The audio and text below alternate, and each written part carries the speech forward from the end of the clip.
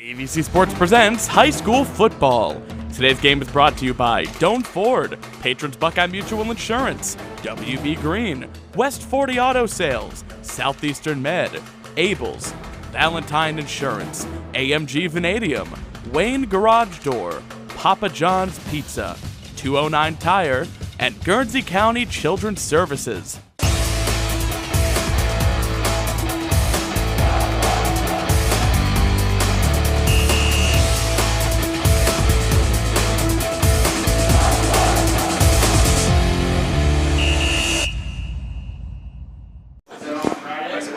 Good evening, everyone, and welcome to Week 10 of the high school football season. Tonight at McFarland Stadium, it's senior night as the Bobcats host the St. Clairsville Red Devils. And we're going to go live on the field here momentarily to get you caught up with all the pregame festivities and introduce this year's Bobcat seniors to you. So stay tuned. The rest of the pregame will come up after the pregame festivities. Are you looking for a career path with a growing company? AMG Vanadium is actively recruiting for its Cambridge and Zanesville plants. Come join a company with a strong environmental purpose and commitment to community. To learn more, visit AMG's website at amg-v.com/careers. AMG offers a competitive wage and benefit package. Applications are currently being accepted.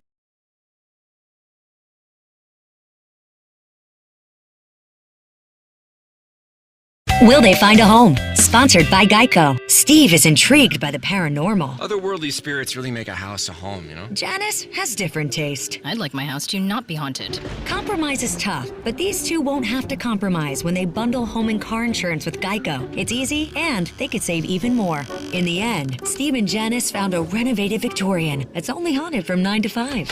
Okay, wife's home. Y'all gotta bounce. Bye, Steve. Bundling without compromise at Geico.com. I always wanted to learn Spanish, but I never thought I'd have the time. Then I discovered Babbel. Babbel's lessons are fun. They only take like 10 or 15 minutes, and in 3 weeks, presto, you're speaking another language, like magic. I love that Babbel's lessons aren't just robots talking. They're voiced by native speakers, so you get the pronunciation just right. If you want to learn a language, there's no faster, easier, better way than Babbel. Babbel. Babbel. Go to Babbel.com to try for free. That's BABBEL.com. Babbel.com. Cambridge City Schools, in association with the Ohio High School Athletic Association, promotes interscholastic events and sportsmanship. Sportsmanship is an essential part of any athletic competition and is expected from athletes, coaches, officials, and fans. As a fan or spectator, student or adult of Cambridge City Schools, we want you to be an example of positive encouragement while supporting our athletes, coaches, and officials. Our behavior should be positive, respectful, and encouraging of the athletes, coaches, and officials and the game. Ladies and gentlemen, at this time we would like to remind you that McFarland Stadium is a smoke-free and vape-free facility. Smoking and vaping are not allowed inside of the stadium gates. We do invite you to visit our concession stand under the home grandstand. The concession stand features tasty snacks and refreshing beverages. Profits from the concession stand support the CHS Marching Band. Also, please visit the Cat Shack beside the grandstand to shop for your Bobcat apparel.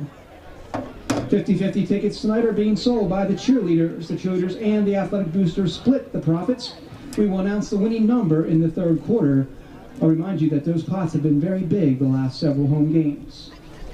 Guernsey County Health Systems is the official sports medicine provider for the Cambridge Bobcats. For expert care when and where you need it, visit Southeastern Ohio Regional Medical Center.org. That's SEORMC.org.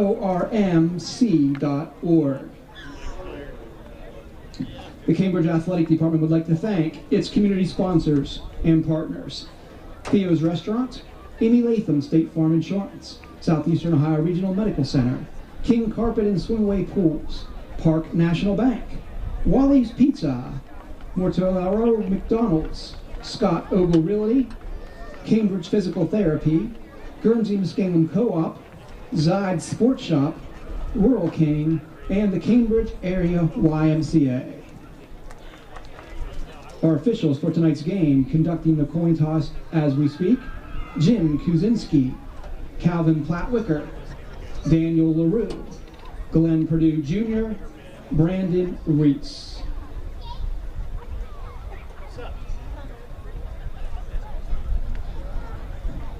Ladies and gentlemen, would you please turn your attention to the north sideline at midfield, where members of the Guernsey County Veterans Council Honor Guard will parade the colors. As the colors pass by, would you please stand and remove your hats in honor to this symbol of our nation and those who have proudly served. Thank you.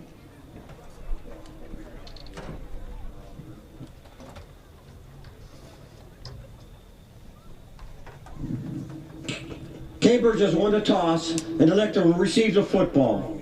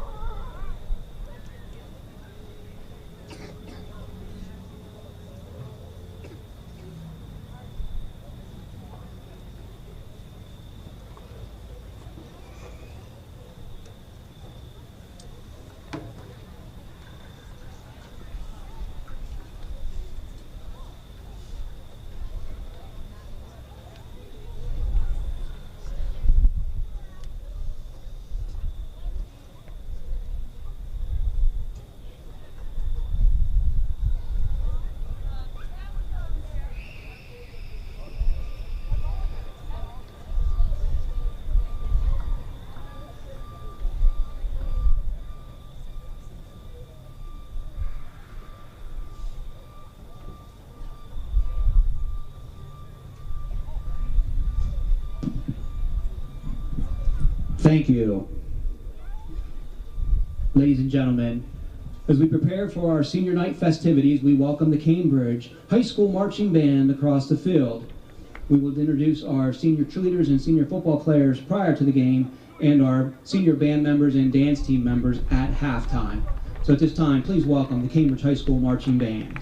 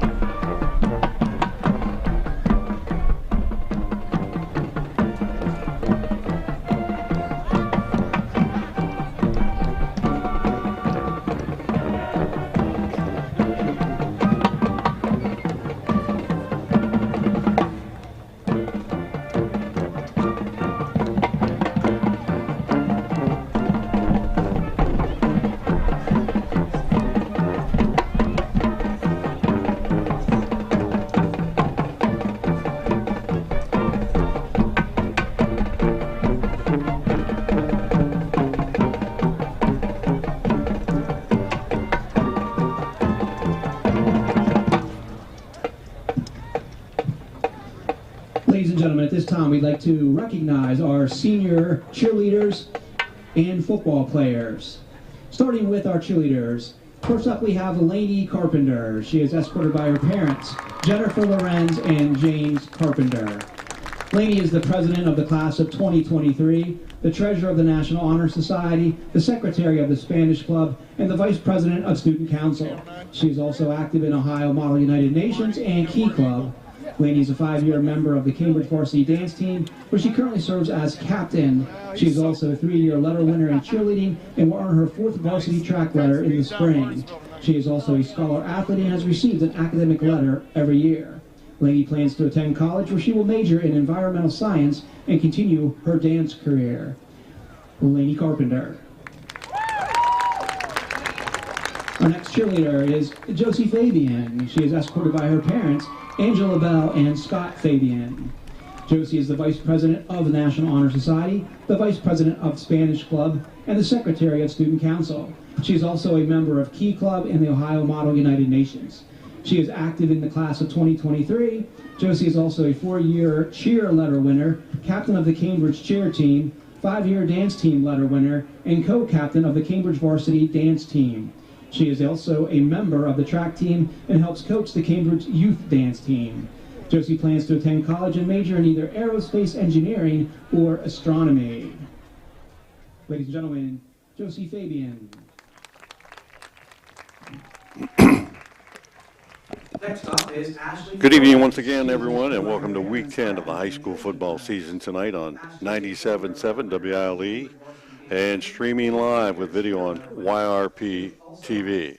Bill Kafury along with John Valentine. Johnny is down on the field as it is senior night, and we're continuing to, as we stream tonight's game, bring you that video as we start tonight's pregame festivities. All of our pregame brought to you by Mass Tires in Pleasant City. They should be your first stop for all your tire needs. Week 10, a lot of implications for the Bobcats and the St. Clairsville Red Devils, as the Cats come in at 7-2, as do the Red Devils. And for all intent and purposes, this one is for the league championship, if you will, and at the same time has playoff implications, as well as St. Clairsville comes in the region, number 2 currently, and locking up a home field advantage throughout the playoffs. The Bobcats have assured themselves of a postseason berth, but who they play and where they play will be dependent on the outcome of tonight's game and certainly a lot of other games going on in the area. But the Cats control their own destiny to a certain degree. A win tonight would assure them probably of a home game in Week 11, and a loss tonight would assure them they'll be on the road, but probably not a lot worse off than they are if you look at the current standings at the state level or in Region 15.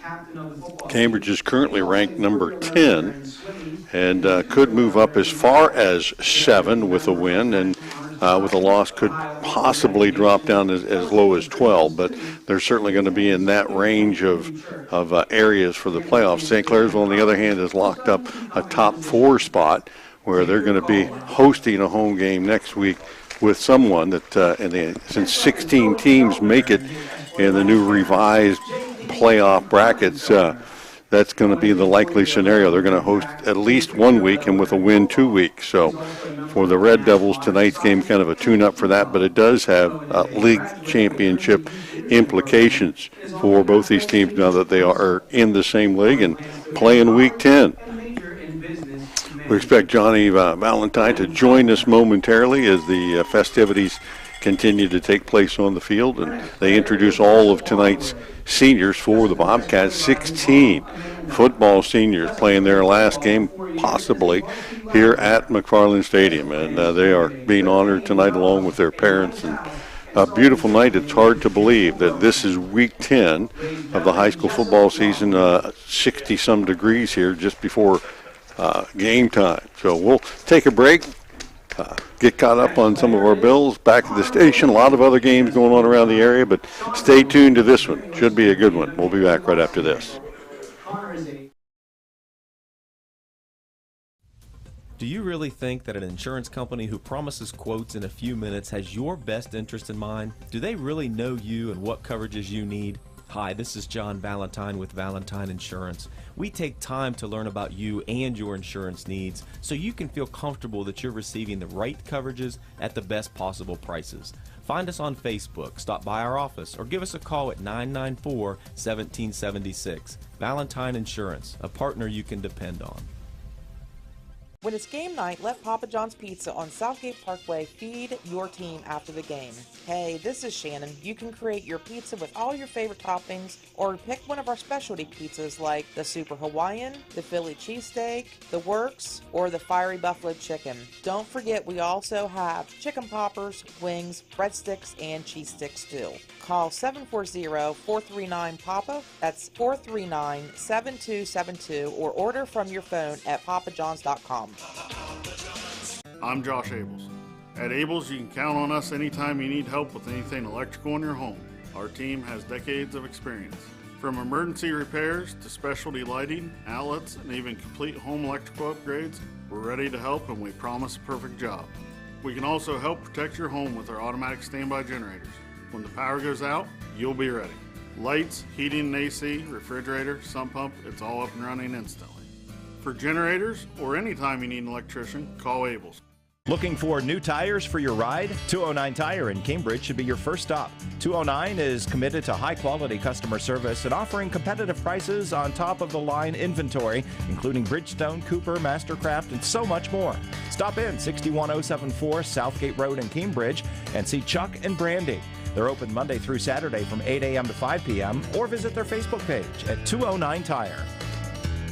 You're headed to work, and as you pull out, you notice your garage door has a broken spring, or a loose cable, a roller that's jumping the track, or some damage from your teenager who's still learning to drive. No worries. The professionals at Wayne Garage Door can provide quality service fast when you need it. And because you're busy, we make it easy to schedule a service call. Just go to waynedoor.com on your phone and request a visit from one of our skilled technicians. We'll get you on the schedule right away, and you'll experience peace of mind before you reach the office. Wayne Garage Door, service when you need it. Are you looking for a way to make a positive difference in a child's life? Hi, my name is Alicia Mallett, and I'm the Foster Care Program Coordinator for Guernsey County Children's Services. There are children right here in your community who need a temporary or permanent home through foster care or adoption. Are you ready to be that home for them? For more information on how to become a foster or adoptive parent, please call 740-439-5555. The children in our community are counting on you. Welcome back to McFarland Stadium. Pregame continues here on our Massed Tire pregame show. I want to thank some of our other sponsors who helped make tonight's broadcast and streaming video possible. Wayne Garage Door, Galaxy Pizza, Papa John's, 209 Tire, the Guernsey County Children's Services, Doan Ford, Patrons Buckeye Mutual Insurance Company, WB Green Insurance, Southeastern Med, Abels Inc., Valentine Insurance, AMG Vanadium, and Rumor Loudon. Bobcats 7-2, hosting the Red Devils from St. Clairsville, also 7-2. Talked a little bit about the playoff implications in our last set. Bobcats tonight at home, and they won the toss and elected to receive the ball. Both these teams playing in the same league, in the Buckeye 8 Athletic League in the South Division, and certainly tonight's game would have a lot to do with who's going to take that title. So they have played similar opponents, and those would be Bel Air, Martins Ferry, and Union Local. St. Clairsville sweeping those three, beating Martins Ferry 54-18, Bel Air 33-14, and skipping by Union Local 20-13 just a couple of weeks ago. Neither one of these teams has lost since week 5. The Bobcats, in their three contests, they're lost to Bel Air 25-14 at home, defeated Martins Ferry 25-18 at home, and then on the road against Union Local pulled out a 35-33 win. If you're familiar with Drew Pasteur, who does a lot of prognosticating throughout the state, he has projected, as you might imagine from those game scores, that St. Clairsville is a heavy favorite tonight. That the Cats were also heavy underdogs against Union Local on the road earlier this year and were able to pull out a win. They need to do something similar to that tonight. And besides all the football going on and the playoff stuff, being Week 10, and for many of these seniors, wrapping up what has been an outstanding career, some of them on the cusp of setting records, and some of them already have. Cade Moore, we've talked about him all season long and how outstanding he has been at the helm of the Bobcats. 2,431 yards passing this season with 29 touchdowns and just 3 interceptions. He's also rushed for 6 touchdowns. Cade owns virtually every passing record, season, game, and career for the Cambridge Bobcats now after his stellar career. Also on the cusp of kind of achieving a little bit of greatness there is Davion Barr, the senior wide receiver on the season, has 40 receptions and 60 targets. He's just shy of 1,000 yards with a little over 813 touchdowns on the season. He is tied currently with Trent Valentine for the career reception touchdowns with 16. And in the single season TD receptions, he needs a couple of touchdowns tonight to catch Charlie Ford, who established that with 15 in 1985. We'll take another break on our pregame, get you caught up with tonight's starting lineups, and be back with kickoff right after these messages.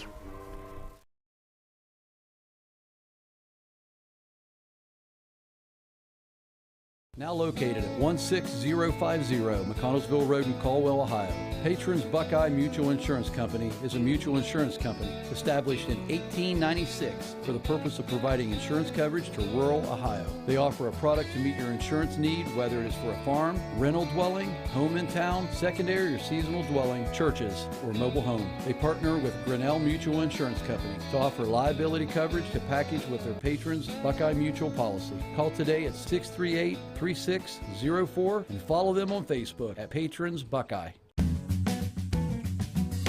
Whether you are experiencing pain in your knee, tingling in your fingers, or a sore back, Superior Med Orthopedics is here for you. Their patients' health and safety is their top priority, and they currently offer telehealth visits for your initial appointment. Take comfort in knowing when you come to their facility, they're following all protocols to ensure you remain safe. Find out all their team offers by visiting seormc.org today to learn more. I'm not buying till I check Doan Ford. Most of us are faced with uncertainty every day. Your job, your finances, sporting events, schooling for your children, and so much more. With so much uncertainty surrounding you, there's one auto dealership that you can be certain about, and that's Doan Ford. You can be certain that you'll always get a great deal and the best service afterwards. In business for nearly 60 years has given Doan Ford the reputation of being a strong, reliable dealership. Be certain. Choose Doan Ford. Online at DoanFord.com. In today's marketplace, you have many choices for insurance. WB Green Insurance, a representative of Westfield Insurance, is committed to providing you with excellent coverage for your home and auto at a fair and competitive price. Westfield has been in the neighborhood for over 150 years, providing peace of mind and quality insurance products through independent insurance professionals. Sharing knowledge, building trust is Westfield's pledge to their customers. Call WB Green Insurance today. Are you looking for a career path with a growing company? AMG Vanadium is actively recruiting for its Cambridge and Zanesville plants. Come join a company with a strong environmental purpose and commitment to community. To learn more, visit AMG's website at amg-v.com/careers. AMG offers a competitive wage and benefit package. Applications are currently being accepted. Welcome back to McFarland Stadium. Pregame winding down here in our Mass Tires pregame. Bill Kafury and John Valentine, fresh off the gridiron. Nice sprint up the steps there. Hey, I had to get up here before the national anthem started. Good luck with that, right? Right. Cats taking on the Red Devils from St. Clairsville tonight, 7-2. Both teams come in. I've been talking to myself mostly for the last 10, 15 minutes, but that's nothing unusual. Yeah. And well, I mean, you're the only one that'll listen to yourself. Yeah, there are probably not very many people out there doing that right now. But you know, the importance of this game from a playoff standpoint, from a league standpoint, you know, that it puts the Cats in the catbird seat, if you will, in terms of, you know, winning the league. They got to win tonight to do that. They also have a chance to move up and have a home playoff game. For St. Clairsville, the worst they can do is have a home playoff game next week. They're already locked into one of those top 4 spots. And, the worst they can do probably is, tie for the league championship.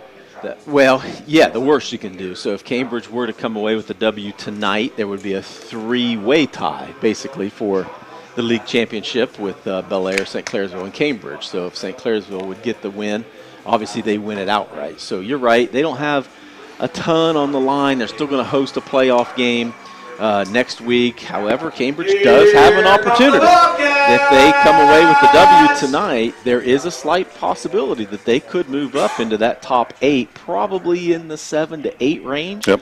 A chance to host a playoff game would certainly increase your chances to be able to come away with the W. Everybody loves playing home. You look at Drew Pasteur's side, and I talked about that briefly, and regardless of what the Cats do, there's 3 teams that kind of keep coming up in the scenario, Logan Elm and New Lexington being a couple of those, but whether you get a chance to play one of those teams at home or you got to go on the road, that kind of dictates not only whether you win tonight, but also what those second-level points and opponents do too. So that's still a lot to be decided, and it's all going to be decided on the field tonight and tomorrow night around the state. Yeah, a whole bunch of games. A lot of stuff is going to be figured out tonight for sure. But, you kind of do have to wait until tomorrow's games are wrapped up too. So more games tonight, but a heck of a lot of things are going to happen here in the next 12 hours to be able to find out where and who your opponent's going to be in the playoffs. Cats won the toss. They want the ball, and for them tonight, it's going to be one of those games where you have to keep pace. That there's going to be a lot of points put up,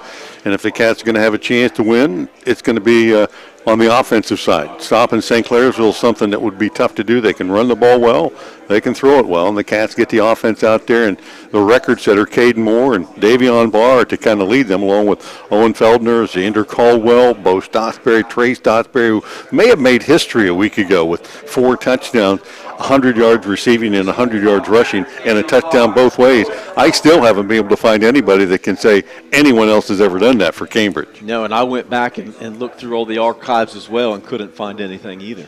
Valentine Insurance kickoff here to get things started, and it's going to be high and deep, taken by Feldner at the 10-yard line. Up the right hash, hesitates at the 20, and that was his undoing as the special teams hustle down and make that play for the Red Devils.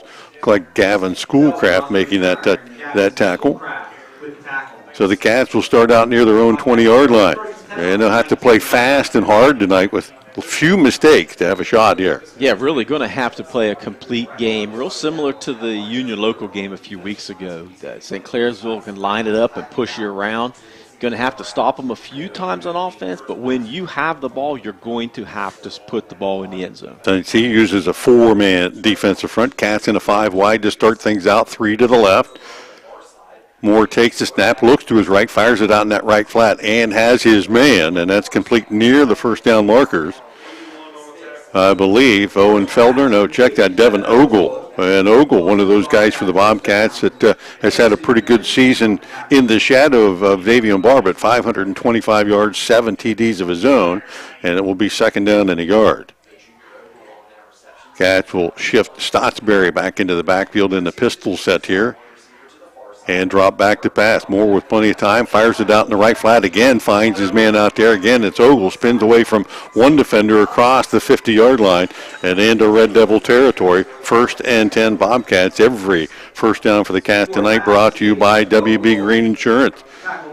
Big cushion out there for Devin. I mean, that he's the possession receiver, but if you're going to play 10 yards off of him, that's going to be an easy play all night. Yeah, that with a 5 wide look, you end up with one-on-one coverage there. You're not going to give a lot there if you don't have the speed.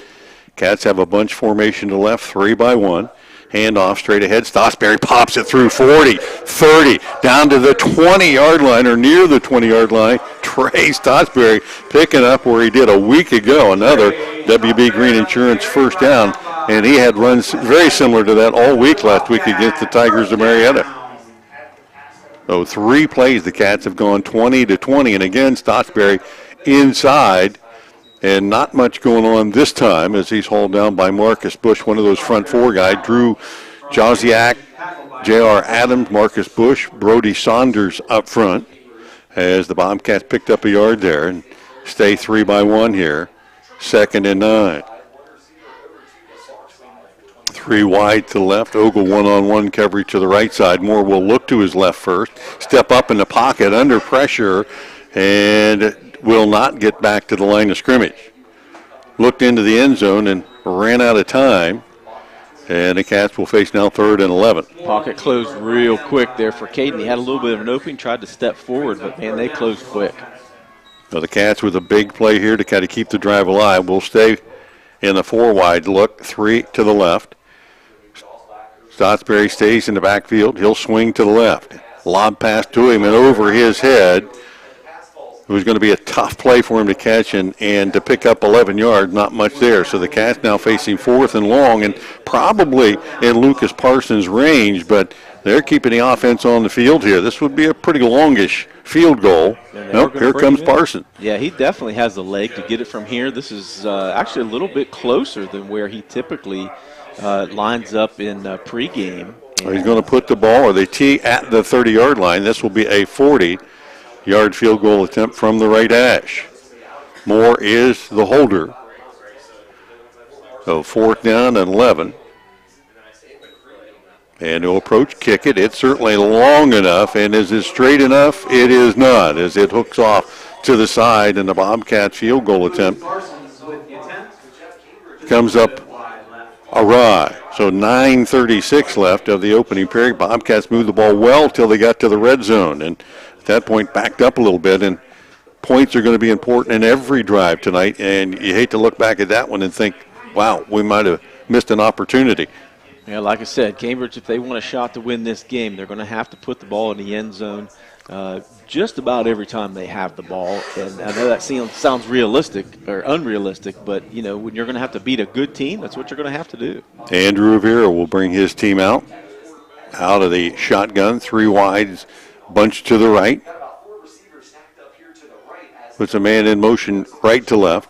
Takes the snap, and he'll keep it and run to his right and get short yardage there from the 22-yard line as he's brought down by Bo Stotsbury. And this is a running attack that we're going to see a lot from St. Clairsville tonight, using not only their quarterback but a number of wing backs and running backs. They got a pretty tight bunch formation in there, and it's going to be power on power. Yeah, they're not going to try to use smoke and mirrors. They're going to line right up and try to shove the ball right down your throat, and they can do that with several different guys. And a whistle and a flag comes in on the play. Movement on the field, and that's going to go against St. Clairsville. So up front, Braden Galloway, Griffin Fogel, Perry Patron, Marcus Rector, Asa Sabo.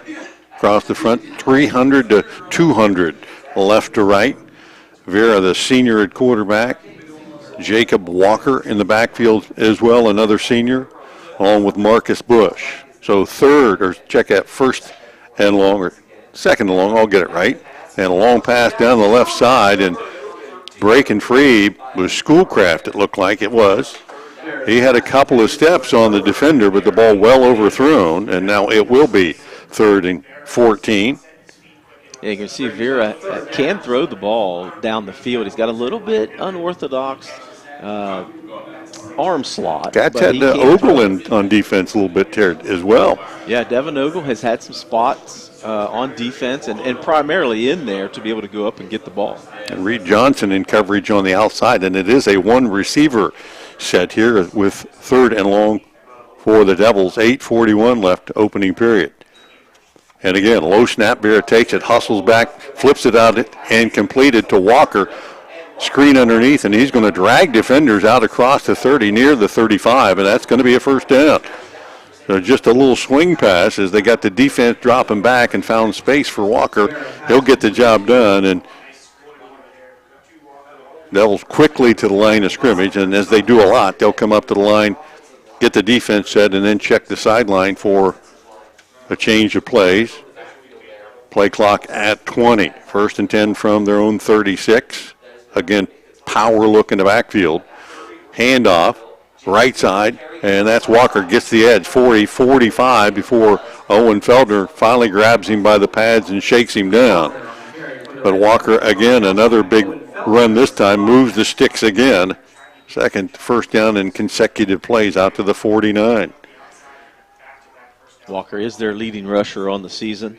Really, Andrew Vera likes to run the ball a lot too, but Walker has definitely been their workhorse in the backfield. Walker, 5'9", 195-pound senior. Only a few seniors on this team, a lot of underclassmen for the Devils, who've been very successful the last couple of years. Walker again off the right side. This time the Cats will stack him up right at the line of scrimmage. He'll fight for a yard or two, get to the Bobcat 49, where it'll be 2nd and 8. Host of Cats on the stop that time. Xander Caldwell among them, one of the leading tacklers for the Cats. 2nd and 8 and in Cambridge territory. So both teams moving the ball in their opening possession here. Cats came up empty. St. C on the move. Check the play call again. Again, 4 backs in the backfield out of the shotgun. And the fake to Walker and the keeper this time by Vera. He'll go left on the counter.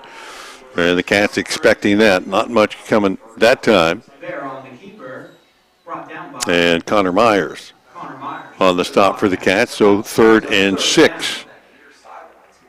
Another opportunity for Cambridge's defense to step up and make a stop here. Yeah, St. Clairsville kind of an option here. You know, if you're running the ball well, you got probably 2 plays here. You're thinking to get the first down. As they continue just to spread the field with that one wide receiver to the left, 4 backs in the backfield. Pistol look this time, and Walker with the straight ahead give.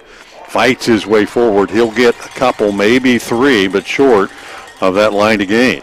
Well, as you said, exactly what we expected. They're going to run the ball twice.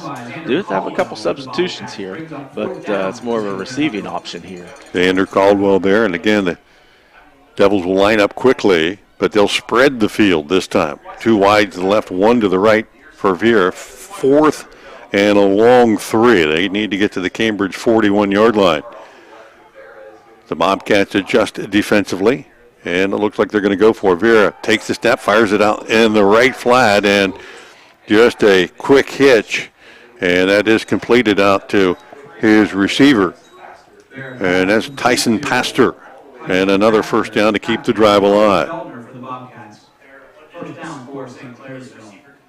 St. C showing their ability to run and throw it even in a crucial situation like that. So 3 first downs. 1st and 10 from the Cambridge 38. Back to pass again. Down the middle. Thrown behind the intended receiver. And that was Cole Thoburn. Pretty good coverage by the Bobcats. And Vera trying to thread the needle. Didn't lead him enough. And I think if he would have, it might have been picked. Yeah, certainly had an opportunity to go up and get that. Thoburn's their big play threat. He's their leading receiver on the season. So going to him on first down is not a surprise here. 2nd and 10. The Devils will stay with that spread formation 2 by 1 and now take a timeout. Short timeout, St. Clairsville. St. Clairsville with the timeout. No score, 5-13. Still remains here in the opening period. We'll take the break as well. Be back right after this. In your time of need, will you be happy with your cut-rate car insurance? Will you have the coverages you need? Valentine Insurance is dedicated to protecting you and your family when you need it. As an independent insurance agency, we have partnered with many reputable insurance companies who even have local claims adjusters to provide you with unbeatable service. Are you going to trust a talking lizard to help you with your claim? Really? Don't let this happen to you. Trust the professionals at Valentine Insurance. Call 994-1776. Back at McFarland Stadium, 5:13 remains here in the opening period. No score. Cats had the ball first, moved it down the field, could not put points on the board. And St. Clairsville, starting at their own 22, put 3 first downs on the board and now faces 2nd and 10. They are at the Cambridge 38-yard line. Thanks to all of those who might be listening or watching on WILE 97.7 or YRPtv as the Devils come out of the timeout and still check the sideline for a play change and checking the defense to see what they're lining up to do. Typically do that about every play. Cats have only got really 2 guys with a lot of cushion on the 2 receivers to the top side. Vera checks the defense. He'll take the snap, hand it off straight ahead to Walker. Burgess will tie him up first, and then Myers will come in and finish him up, and that'll be a short gain. down to about the 35, call it the 36-yard line, where now it's going to be 3rd and 8. And if you're St. Clairsville, this is exactly what you want to have happen. Keep the ball as long as you can, long drives. You'd like to come away with points, but to keep the ball out of Cambridge's hands. Yeah, at this point, it looks like there may be only a possession per team per quarter. Right. 3rd and long. Veer out of the gun, takes the snap, looks to his right, fires it out in the right flat, completed. Cats cover him up immediately, and that was Colt Westlake on the reception. Short of the first down, and once again, another 4th down opportunity. It's going to be 4th and another long 3 situation. St. C able to throw for that on the last 4th down situation, and they'll come out here with that power look on offense, and Westlake will be the lone receiver wide to the left. Clock continues to wind down near the 4-minute mark, still no score. Vera checks the play call. A couple of blockers ahead of him. He'll take the snap, follow him off the left side, and dive forward, and it looks to be from the spot just enough to pick up the first down. Needed 3, got about 4, maybe 4.5, and St. Clairsville moves the sticks again. Methodical. Yeah, this is how they beat Union Local a couple weeks ago. The last drive of the game took 7 minutes and punched it in at the end to take it from the grips of the Jets at the end of the game. Yeah, they just don't have many negative plays. Yeah. 1st and 10. Marcus Bush heads to the sideline, and they'll spread the field. 2 wide left, 1 to the right. And another flag comes in. Ball substitution infraction. Yep. There you go. Substitution infraction. 12 men. You've been waiting for that call all season. It's happened several times. That's the first time we've seen that call. That's right, yeah. Have 12 men on the field and run one off late. Yeah. So, again, an offense like this, if the Bobcat defense can take advantage of that, they're not really geared to going backwards and then going back forward, but they've thrown the ball well tonight here, at least early. 1st and 15 from the Cambridge 32. Back to pass. Veer out in the left flat. Has his man as the Cats have a big cushion. Schoolcraft will haul it in, and he'll get back near the original line of scrimmage plus 1 or 2. Check that. Tyson Pastor on the wide there and haul it in. Cambridge giving a huge cushion on those guys. Yeah, they have on each one of those receptions. Those 2nd down and 8 as Pastor picks up 7. He'll shift the formation to the right side. Thoburn in the slot, Westlake on the outside, and Pastor stays on the left. Veer in the backfield. Walker posted up behind him, 2nd and 8. And they'll run option right side. Veer with the keeper, fakes the pitch, cuts it up inside, and comes up just short of the 20-yard line, where it's going to be 3rd down. And again, that 4, maybe 5 situation, just under 5 yards for the Red Devils, and probably a 2-down situation here. Yep. Yeah, 3rd down doesn't seem to bother them too much. They've converted, 3 times already on this drive. Yeah, twice on 4th down, and they face 3rd down here and 4 with the clock at 1:51. Every possession in a game like this is going to be critical to finish with points. And again, the handoff straight ahead. Walker hit at the line of scrimmage, but he will move the stack forward. And according to the linesman, maybe just shy of the line to gain. He needed to get inside the 18, and he got to the 18. So 4th down again, the 3rd 4th down for St. Clairsville in the drive. And with a big front line up front, 300, 250, 220, 220, 210. Not likely that they're going to go backwards, and they've got foot-to-foot splits this time. Everybody in tight. Handoff, Walker straight ahead, dives forward, and got just enough to move those sticks again. Somebody from the Cats came in there and cut his legs out from under him and forced him to maybe dive a little sooner than he wanted to. And some hesitation by the officials here to be able to measure.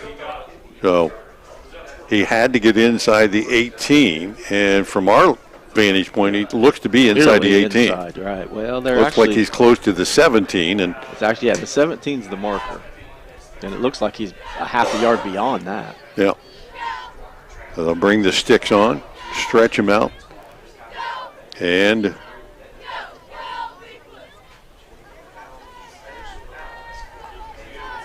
by about the length of a football, he did get it. So maybe a little closer than it looked from up here, and worthy of the chain gang coming on and checking it. So another first down for St. Clairsville, their 5th. And we are under a minute to play, partner. Right. Wow. We'll be home and in bed here in a little while. It's going by quick, but again, if you're St. Clairsville, why do anything else? They've converted, 3 times on 4th down, yeah. 2 of them by pass. But, yeah, keep that clock running and keep the ball away from 10, they'll wind the clock into play. And, again, Walker off the left side, cuts back to the right, still on his feet at the 10, down near the 7 before he's finally cut down. And, again, Connor Myers there. That was play 16 of this drive. And the Devils will quickly get back to the line of scrimmage and get ready to do it again. At this pace, Tom and Angie Hannon, I'll be right behind you tonight. Thanks for listening. First and goal. Again, Walker, this one off the left side, and he twists and turns and lunges down near the 5-yard line. So second and goal for St. Clairsville, and that's going to be the final play of this first period. Both teams get a possession. We have no score, but St. Clairsville about to change all that. First quarter comes to an end. We'll head to the second frame. 0-0. Back with more high school football on 97.7 right after this. I was sitting in my car, and it wouldn't start. I lifted the hood, and the engine was falling apart. What would I do? My eyes filled with tears. Then on the radio, I heard of West 40 by Pay here, where for a little money down and a little each week, I could have a car, nice, shiny, and sleek. So I walked in the door, and I put the money down. Now I got a nice car that I can drive around. West 40 by Pay here will help rebuild your credit. The corner of Dewey and Route 40 in Cambridge, don't you forget it. West 40 Auto Sales, corner of Route 40 and Dewey Avenue in Cambridge, is home of the guaranteed credit approval, with most loans approved while you wait. Go to their website to fill out an online loan application, west40autosales.com. You'll also find their weekly special listed there. Welcome back to McFarland Stadium, quarter 2 in a 0-0 game as the Bobcats had the ball and drove it down from their 20 to the St. Clairsville 20 before a field goal attempt went wide left. Now St. Clairsville, starting at their own 22, has taken 18 plays, and they are at the Bobcat 5-yard line where it's second and goal from the 5. Cat defense trying to come up with a big stop here, and it has been tough. Yeah, tough sledding. 18 plays, 8 of those to Jacob Walker for 38 yards on the ground.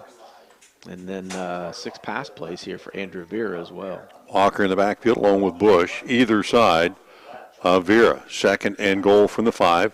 One wide receiver split to the right and one to the left. Bobcats have had some good defensive plays, but you got to get 3 or 4 in a row here. The Devils are very adept at if they need to throw for 4 or 5, that's what they do. If they got to run for a few, that's what they got to do too. So second and goal from the 5, certainly 4 down territory. As Vera takes the snap, hands it off Walker left side, getting to the edge, 5-4-3, and into the end zone, dive to the pylon. And Walker from 5 yards out will put the Red Devils on top first. Well, Cambridge's defense forced 3 different 4th down plays on that drive. You think, geez, at some point one of those are going to go in your favor, but because it didn't, St. Clairsville just went right down the field and punched it in there to start the second quarter. Carl Kane on for the extra point attempt. Snap's good, hold down, and the kick is up and good. So 11:55 mark of the second period. I'll get that right. A 19-play drive, 78 yards, and the Red Devils on the board first tonight, lead it 7-0. We'll be back right after this. When it's game game night, let Papa John's Pizza on Southgate Parkway feed your team after the game.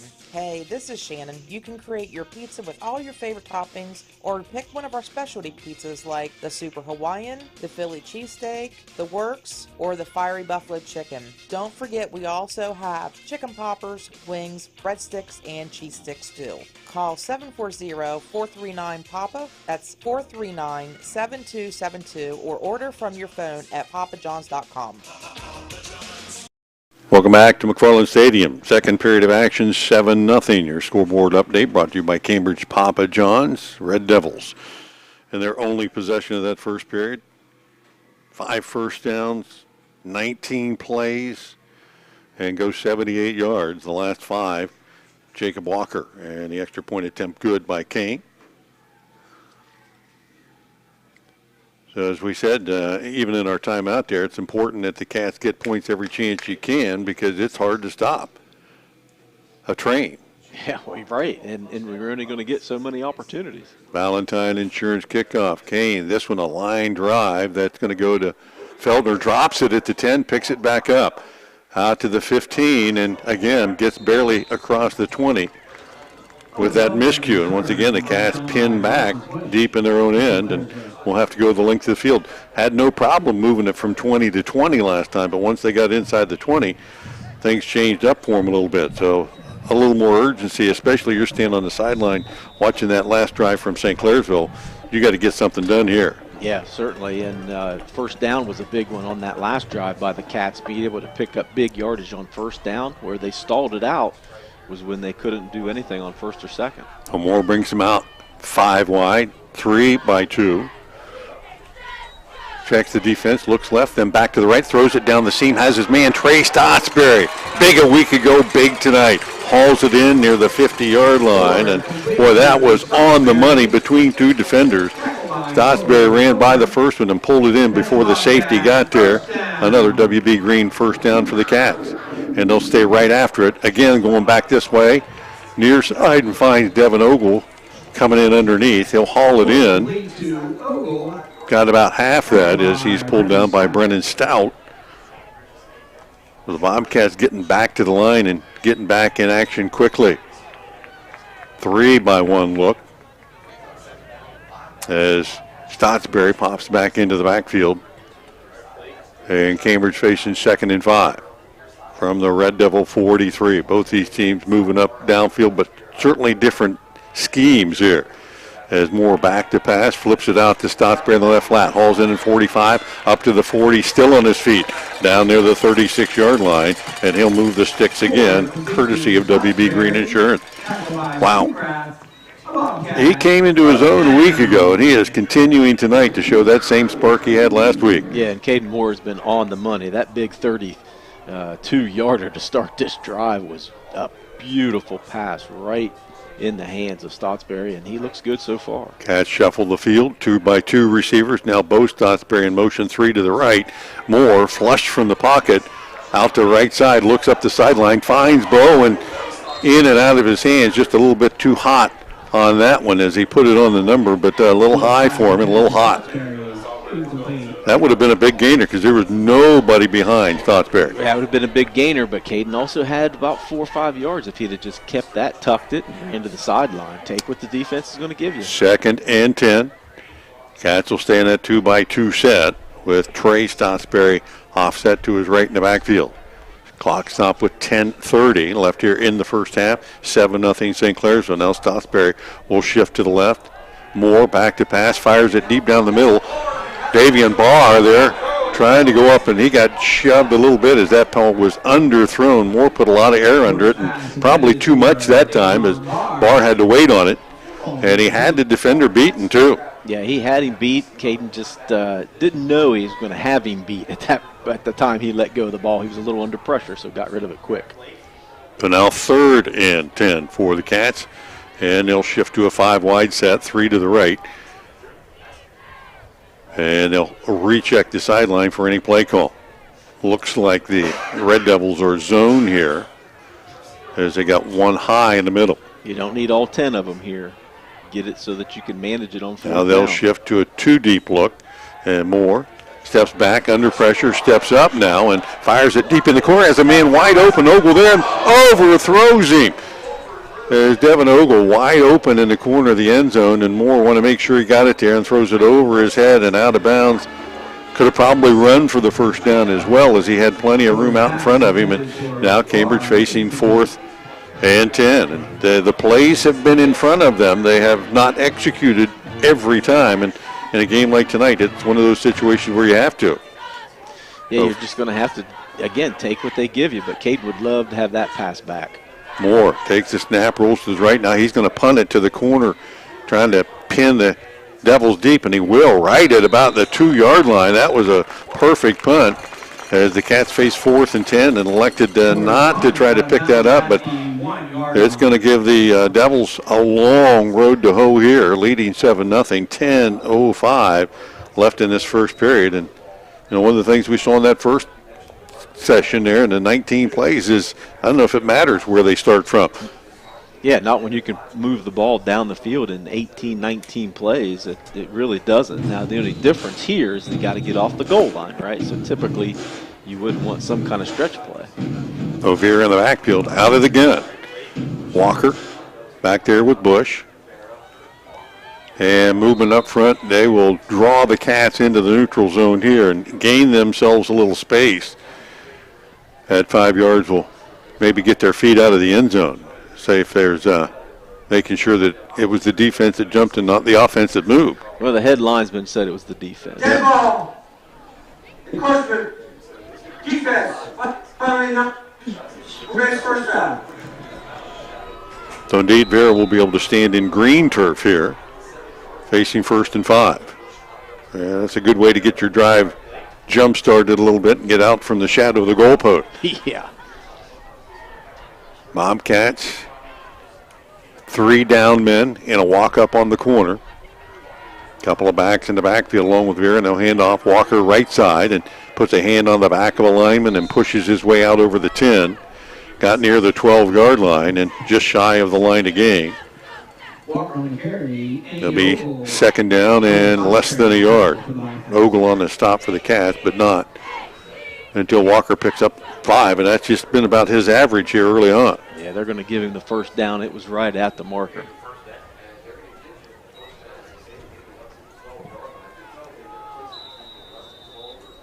So they will make it a first down. Get him out to the 12. Wideouts right and left for the Devils, checking the play call. Again, the pistol offset to the right, working back to the left side. And again, Walker on the run. Out close to the 15, maybe just shy of that. 2nd down, and about 8. Walker with 50 yards on the ground already for the Red Devils. Another shout out here. Vernon Fabre listened to us on YouTube and watching. He's had a couple of grandsons play for the Red Devils the last few years, as they were very successful. But faithful fan continuing to follow him. I didn't make the trip west, I guess. Back to pass, Vera. Deep down the right side, and separation, and just over the head of his intended receiver. That was Thoburn. Pretty good coverage, but there was a little separation at the end, and the pass was there. Thoburn just couldn't quite get his hands on it. So Vera taking the deep shot. Yeah, Cats can come up with a nice 3rd down stop here and give them 4th and long. From that particular area, I don't think they're going to go for it deep in their own territory. So a big play here for the Bobcat defense. 7-0, Red Devils on top, 8:47 left in this first half. But you can't discount the run here. They've run the ball well enough that with Walker in the backfield, you got to respect that. Slot to the left and a timeout. Short timeout. St. Clairsville. Taken by St. Clairsville. They're second. And with the score 7-0 in favor of the Red Devils, we'll take the break. Back with more high school football on the Bobcat Football Network, 97.7, right after this. I'm Josh Abels. At Abels, you can count on us anytime you need help with anything electrical in your home. Our team has decades of experience.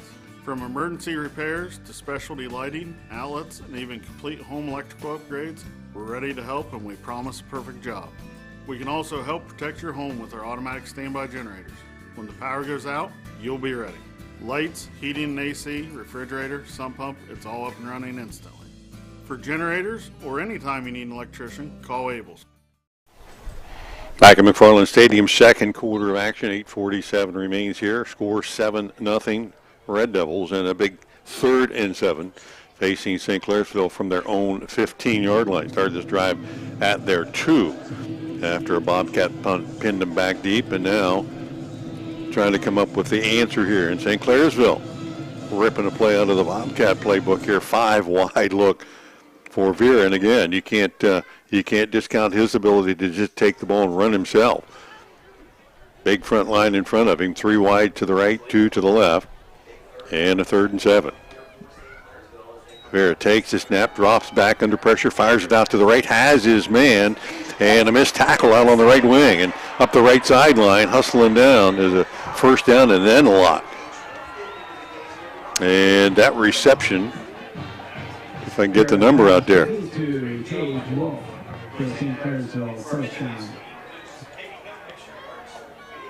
Gage Wolf, number 0, hauled it in, and that's a huge play all the way out to the Cambridge 50. Not only did he catch it for the first down, but a Bobcat missed him on that man coverage, and Wolf nearly made him pay for it going all the way. So now 4 down territory again for St. C at the Cambridge 47. And more Walker off the left side, and he puts the ball on the ground. Cats come up with it. A flag on the play, but maybe that's just a beanbag too. Yeah, it's a beanbag. I think that's a beanbag, and the Cats come up with the first turnover of the night.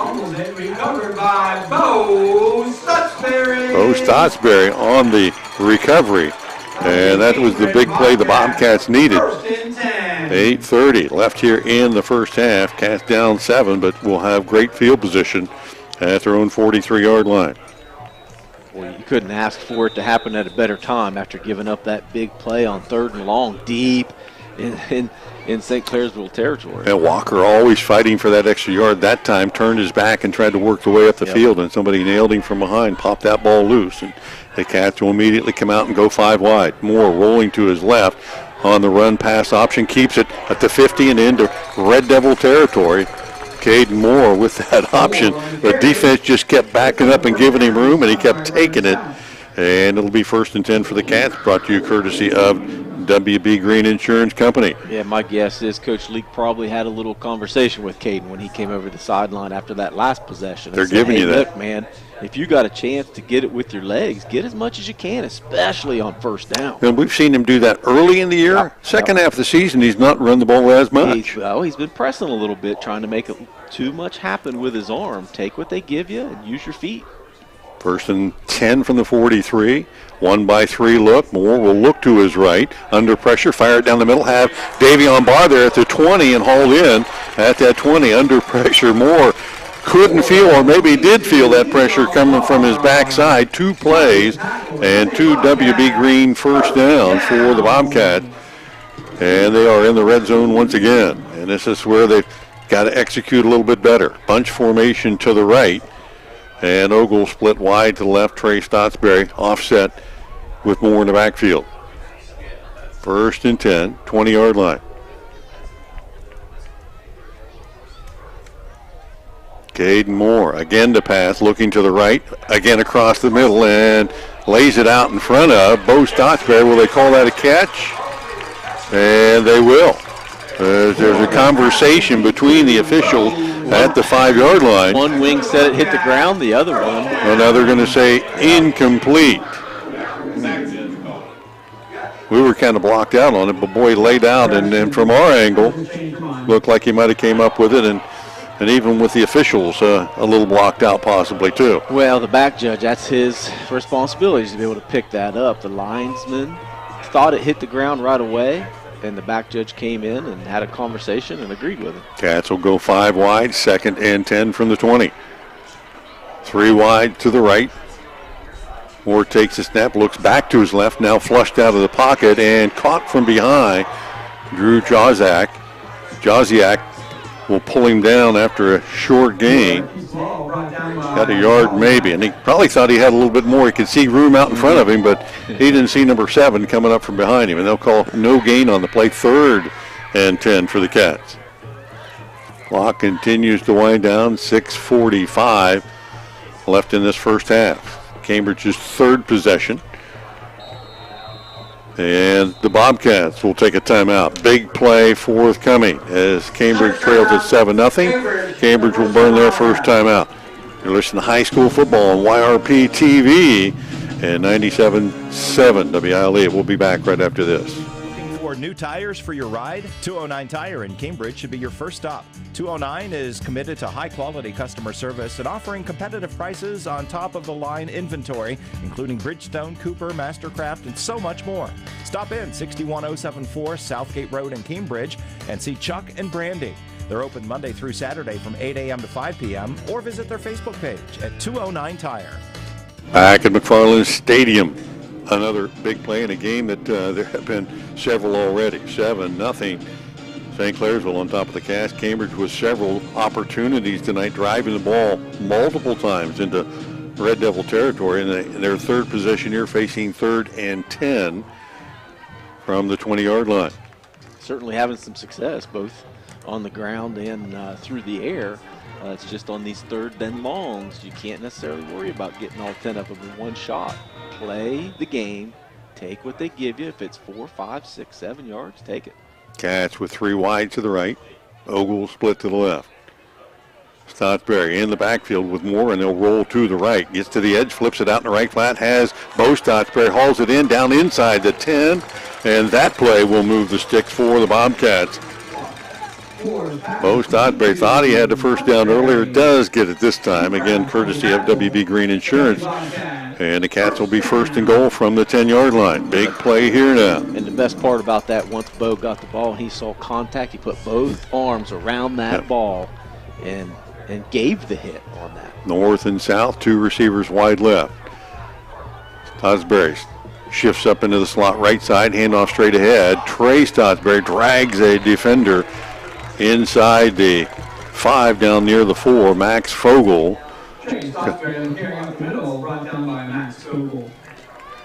One-on-one tackle, but Stottsbury getting the win there, moving it inside the 5. 2nd and goal. They'll call it the 4-yard line. Stottsbury stays in the backfield. Cats bunch to the right side. And again, more straight ahead. Stottsbury met at the line of scrimmage. This time is Brennan Stout with first contact, and Stottsbury able to spin away, get a yard, maybe 2, and it will be 3rd and goal. And I'll say actually he didn't get anything, huh? No, it didn't move at all. Looked like he was going to be able to stretch it a little bit, but now the Cats will spread the field. Ogle to the left, Davion Barr to the right. And 2 backs in the backfield. Moore will look to Barr, fire it to the corner of the end zone. He'll go up, pull it in, got both feet in, only needed 1. That's 6. That is 6. Davion Barr, and Moore threw that ball right to the pylon, and Moore able to haul it in. He did the NFL shuffle, but that will be a touchdown. Davion Barr 1 TD closer to tying up on the record. He beats Trent Valentine on the career TD, but he needs 1 more to tie Charlie Ford. Well, no offense, Charlie, but I hope he gets it tonight, buddy. Maybe a couple more. Right. 5:07 mark, and the extra point attempt by Parsons. It's a big one. Good snap, hold down. Parsons gets it up, and it is good. We are tied at 7, folks. 7-7, Cats and St. Clairsville. We'll be back right after this. When it comes to vinyl replacement windows, they are not all created equal. At Wayne Garage Door in Cambridge, our reputation for high standards and quality of products can be seen with our Eris collection of vinyl replacement windows. Combine the standard features an Eris window provides that installers don't have, along with our quality workmanships, and you have the best vinyl window to choose from for your home or business. Call us today at 740-439-7555 to see the difference an Eris collection window can make. Gives him the career receiving touchdowns record. Back at McFarland Stadium, 5:07 remaining in the first half. Your scoreboard update, 7-7. Bobcats. Caden Moore, 4-yard reception to Davian Barr in the corner of the end zone. The kick for extra point was good. 8 plays, 57 yards for the Bobcats. And we've got a couple of offensive juggernauts here tonight, although the scoreboard doesn't necessarily show that. Yeah. Both these teams have moved the ball very effectively. And another Valentine Insurance kickoff coming up as Parsons will approach. And squib this one short and into the hands of one of the upbacks at the 25-yard line. And that's Walker. And Walker certainly knows what to do with it. He takes it from the 25 out to the 45. And St. Clairsville with 5:01 to go. They've got their option now. They can run and or throw from their own 45-yard line. Great, their best field position of the night as well. Yeah, Walker, best thing he did was just go straight ahead and get as many yards as you can, and saw a seam, took it right ahead for 20 yards, all the way up to the 45. May have to rethink that squib kick a little bit. At least kick it to a different area, not to Walker. Wing to the right, slot left side, out of the shotgun. Vera, the inside give, going back the opposite way. Cole Thoburn and the Bobcats there to stiff him up, and that was Bo Stottsbury not fooled at all on that little reverse play. And the first time we've seen that formation as they put Thoburn in that tight slot. That time the Cats were ready for it. Maybe a little film study there. Huh? A little bit, but you got to find ways to get Thoburn the ball. He's your best receiving option. No reason why you can't get it to him in the backfield, too. He'll spread the field a little wider to the left in the slot. Second down, they'll give him a yard there. So 2nd and 9 as Vera and Walker in the backfield. Bobcats one-on-one coverage with a big cushion to the left, and Vera will hand it off straight ahead Walker. And Xander Caldwell knocks him down for a short gain. He'll get out to the 49. And a big 3rd down play for St. Clairsville once again. 4-minute mark, clock ticking away as the Cats make some defensive line substitutions. St. Clairsville double checks the play call at the sideline. Call it 3rd and 6. Westlake, Thoburn to the left. Tyson Pastor offset wide to the right. And Vera takes the snap, play action, rolling to his right. Gets to the edge, looks down the field, has a man deep, but overthrows his intended receiver, Thoburn, and might have been Schoolcraft actually down there. Well, maybe I'm wrong. It was Pastor. Yeah. And it's kind of hard good to see coverage these by the red Bobcats. numbers. Devin Ogle down there that time, and it will bring up 4th down. And for the first time tonight, we'll see St. Clairsville run in the punt team. 4th and 6 from their own 49-yard line. 3:30 left to go in the half. Certainly don't fall asleep and make sure you're paying attention to a fake. On for the punt attempt, Drew Gasper. You got a receiver down here, nobody on him. And the Bobcats pop out and cover up on that receiver. Gasper will take it, punt it, short floater that's going to hit near the 25-yard line, and the Cats will let it go. And Davion Barr had thoughts of picking that up, and flags come in very late out near the 40-yard line. And whether that's a late hit on one side or the other, we'll see. So the Cats will possess the ball, but he's pointing in the direction this he came. Point, yeah. Get ball. Personal foul. 23 on the receiving team. That's the distance. Cats are already going to be pinned back at the 11-yard line, so that'll take it a little deeper. Now you got to be a little careful. You're in this game at 7-7 with 3:16 left. St. Clair's only has 1 timeout remaining, so the Cats need to maybe not be too aggressive here, but that's what they've done all night long, right? Well, yeah, you certainly, they haven't taken the foot off the pedal all year, so you're going to be aggressive. However, you're right, you don't want a quick 3 and out by any means to give St. Clair's an opportunity. Cats with a bunch formation right, 3 there, 1 set to the left side, and more in the backfield. Cats actually got another receiver. I didn't see him way out here on the sideline, and that's Stottsbury.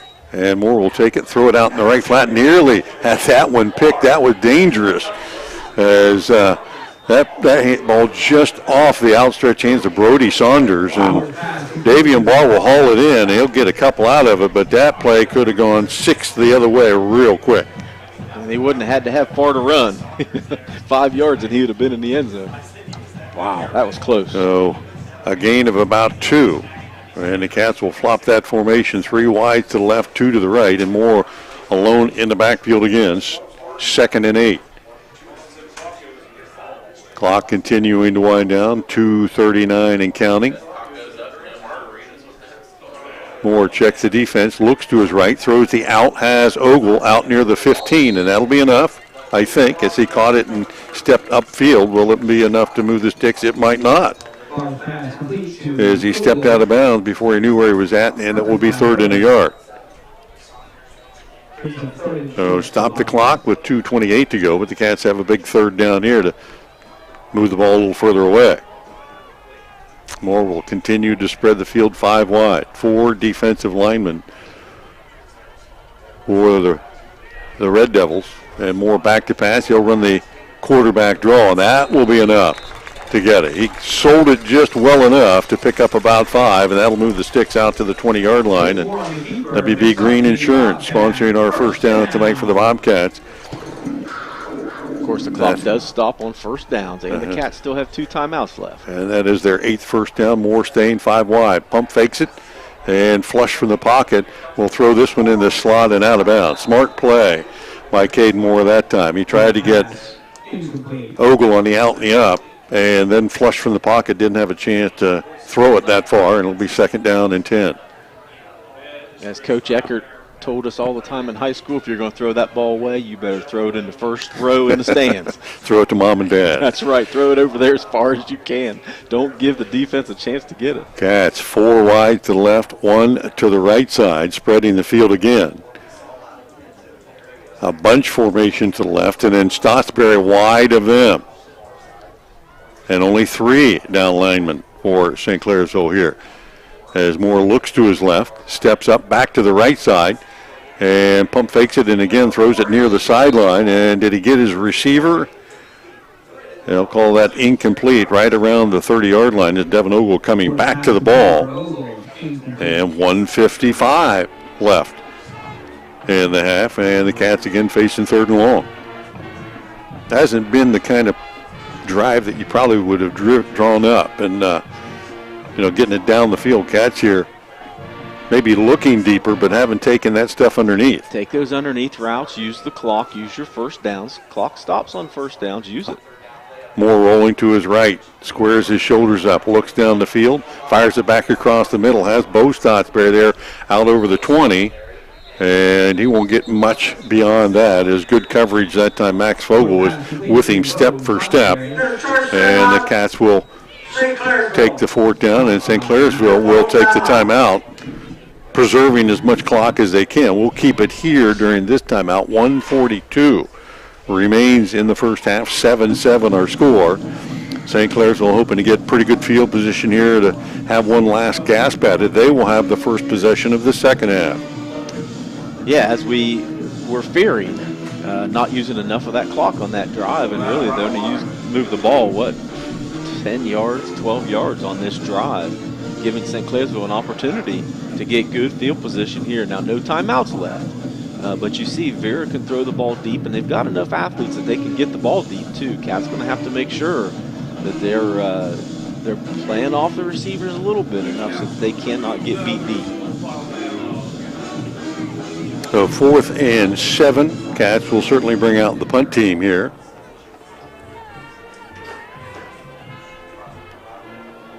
.142 to go. And Cambridge lining up in the offense that we've seen them do. And they normally will punt out of this formation with Moore doing the punting. Nobody back deep as Moore rolls to his left now, steps and under pressure. And he's going to have to tuck it and run. Gets away from one defender, but not a second. And a big mistake there. Moore went to his left, couldn't get space to his left to punt the ball away, being a right-footed punter. And that is going to give the Bobcats a tough road here now with the Devils taking over the Cambridge 29-yard line. And any mistake that you couldn't make, that was it. Well, we've talked about that play all year long, about him rolling to his left to try to kick it with his right foot. You're just putting him in a bad position to do that, and You know, it came back to bite you here. You're going to have to make a stop, big stop now. And Clairsville, 1st and 10 from the Cambridge 29. They don't have a timeout left, but they will pound it straight ahead. Walker, he will get a couple and be tackled. And Xander Caldwell again on that stop. So they picked up about 3. And the clock will continue to wind away. 1:11 in counting, and St. Clairsville taking a lot of time getting the play call from the sideline. Not showing a lot of urgency here. 2nd down. And again, straight ahead to Walker. And he'll slip one tackle or a second one, and still on his feet inside the 15. That's Schoolcraft that time, actually, and not Walker. And Schoolcraft switching it up a little quicker that time. Got through, and now 1st and 10. Inside the 15 again. Schoolcraft to the right side, cuts it up in the middle, and he'll have it inside the 10. Clock continuing to wind away. 2nd down. Got about 6 on that play, and St. Clairsville quickly to the line of scrimmage. 30 seconds. Again, Schoolcraft straight ahead, and this time the Bobcats able to stiff him. Connor Mobilini standing him up, driving him back. St. Clairsville hustling back to the line here as the clock winding down. They can't stop it. 3rd down and 4.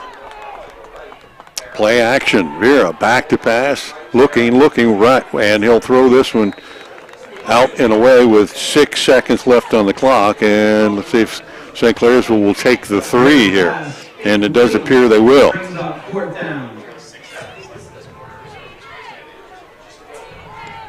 The ball placed down at about the 8-yard line, and it will be 4th down. And what will be a 25-yard field goal attempt. Man, he's got plenty of leg to get it. Carl Kane from the middle of the field gets into it, and high enough, straight enough, and knocked it in with 1 second left on the clock. So the field goal is good, making it 10-7 St. Clairsville. So the Bobcat mistake does come back to bite them, and the Red Devils able to add 3 points with a 25-yard field goal. We'll take the break and be back with more on your favorite high school channel, 97.7. We'll be back in a moment. Now located at 16050 McConnellsville Road in Caldwell, Ohio.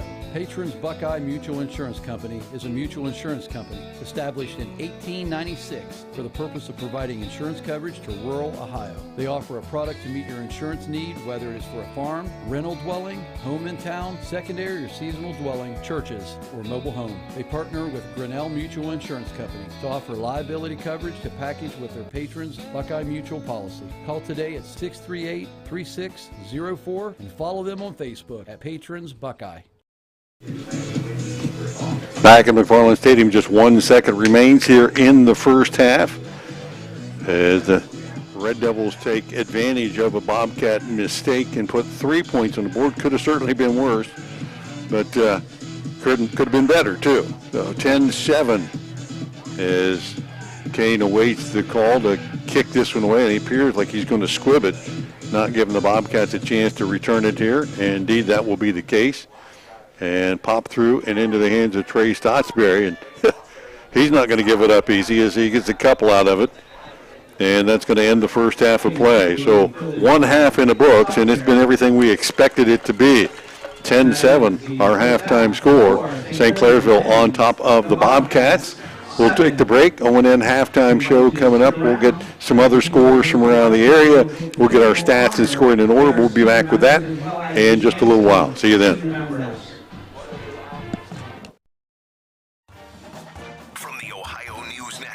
This is the Ohio Education Association Tonight in High School Football. Named Best Sports Program in the Country by the National Association of State Radio Networks. Tonight in High School Football is presented by Beck's Hybrids and by Ohio for Responsible Gambling. Now here's your host, Skip Mossick.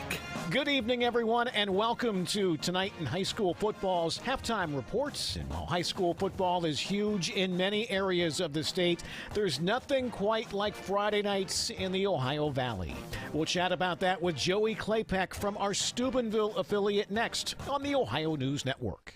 I'm Scott Demaro, president of the Ohio Education Association, and on behalf of the OEA's 120,000 members, we're proud to bring you tonight's game.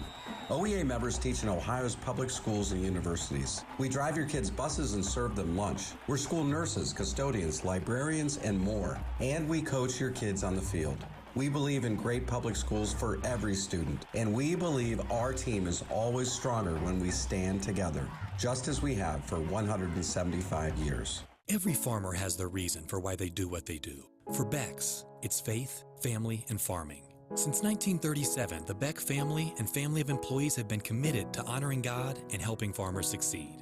Farming is full of extremes, and we face the challenges with hard work and steadfast determination, delivering quality line of products backed by legendary customer service. We look forward to standing by your side, supporting you as you live out the life you were meant to live.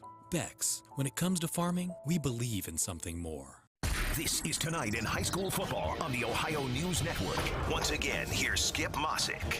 We are presented by Beck's Hybrids. At Beck's, they are and will remain farmers at heart. And welcome back, everyone. Halftime of your game broadcast as we talk a little Ohio Valley High School football this evening with Joey Claypeck, who's covered high school football in the Jefferson and surrounding county areas for years. And, Joey, let's begin with the team that you primarily cover. Another solid and, in this case, record-setting year for the Big Red of Steubenville. 8-1, sitting a solid number 1 in Division 4, Region 15. Absolutely. Doing a nice job. And, Coach Reno Sakach, I'm sure everybody in the state knows, became the winningest coach in Ohio, picked up win number 402 earlier this year, breaking a tie with Manchester's Jim France. And he now has 409 wins in his career in his 40 seasons at Big Red, 4 state championships. First one came in 1984, which was Reno's second year here in Steubenville, and then back-to-back in 05 and 06, and then one again in 2017. And Big Red has been the state runner-up 5 times under Coach Reno. Looking really good this year. Nice balance. Big Red has always been known for running the football, being a very physical football team up front and also with their backs, big backs. This year they have 2 really big backs in Mr. Ostovich and also Gavin Bazika. Then they can bring in 2 guys, Jalen Minifield and also Xavier Falks, kind of like thunder and lightning there. Defensively, Big Red is getting better. A little suspect against the pass, but definitely working on that. And I credit just the consistency of Big Red's success to the word I just mentioned, consistency. In Reno's 40 years, he has only had 2 offensive coordinators, and he's had 3 defensive coordinators. So that consistency creates a nice developmental program for the kids and the programs at all levels for Steubenville Big Red. Well, Joey, right behind him in Region 15 is St. Clairsville, a very solid 7-2 season. I know they've got a big one tonight at Cambridge. Yeah, big one tonight. That's a nice rivalry matchup. Coach Brett McLean has done a fantastic job since taking over the St. Clairsville program. He actually went to a school in West Virginia right across the river at Brook High School, and about 20-some years ago took over St. C and did a really nice job there. He's another coach that likes the balance between the run and the pass, and definitely has his share of athletes there. And the thing I like about Coach McLean is he gets those kids to play their absolute hardest for him. I mean, they would run through an oak tree for Coach McLean. Well, Joey, down a division to D5, Region 17. What a story in Richmond Edison, sitting at 9-0. Yeah, first time ever, school history at 9-0. They've been breaking records. Some people say they really haven't been tested this year, which they haven't. Their starters don't really get to play a whole lot because they get the big leads and coaches getting in the younger guys to build the program for the years to come. But Coach Mike Colopy, he took over the program 2 years ago, and he was the longtime baseball coach and still is the baseball coach at Edison, I believe close to 20 years, and he was asked to take over the football program, and we see the results. Another coach who's very player-oriented and gets the best out of his kids as well. And I wish the Edison Wildcats the best of luck. That's a program that struggled a little bit, and they're kind of the Ohio Valley darlings. Everybody is rooting for Edison here in this area postseason. Down to D6, Joey. Bel Air is only 5-4 record-wise, but sits in the 3rd position in Region 23. And they do it right. Bel Air has a long history. Ohio State fans are going to know a name, Joey Galloway. He graduated, played at Bel Air, and their first-year coach, he's a longtime veteran coach in the Valley, but first year at Bel Air as their head coach, Mark Bonar. He has done a great job. He has a lot of experience. He actually coached in the Arena League for a number of years, and they do a great job at Bel Air of just following the tradition. I mean, on a Saturday afternoon, they don't have lights at Nelson Field, and there's no other tradition in the Valley like a Saturday afternoon at Bel Air. So we wish them the best of luck. Shenandoah is also in that region. Fort Fry is another local school who's in that region who is doing exceptionally well at 8-1. I'm not buying till I check Doan Ford. Most of us are faced with uncertainty every day. Your job, your finances, sporting events, schooling for your children, and so much more. With so much uncertainty surrounding you, there's one auto dealership that you can be certain about, and that's Doan Ford. You can be certain that you'll always get a great deal and the best service afterwards. In business for nearly 60 years has given Doan Ford the reputation of being a strong, reliable dealership. Be certain. Choose Doan Ford. Online at doanford.com. Are you looking for a way to make a positive difference in a child's life? Hi, my name is Alicia Mallett, and I'm the Foster Care Program Coordinator for Guernsey County Children's Services. There are children right here in your community who need a temporary or permanent home through foster care or adoption. Are you ready to be that home for them? For more information on how to become a foster or adoptive parent, please call 740-439-5555. The children in our community are counting on you.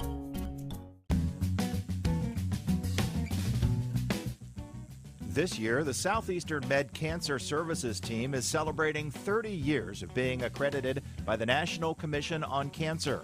Earning this accreditation and maintaining it for 3 decades is a testament to their team's quality outcomes, dedication, commitment, and care for their patients and community. Learn more by visiting seormc.org today. I was sitting in my car, and it wouldn't start. I lifted the hood, and the engine was falling apart. What would I do?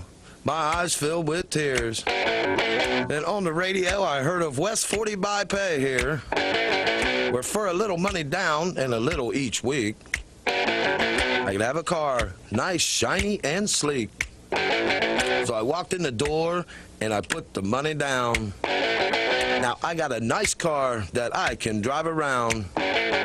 West 40 by Pay here will help rebuild your credit. The corner of Dewey and Route 40 in Cambridge, don't you forget it.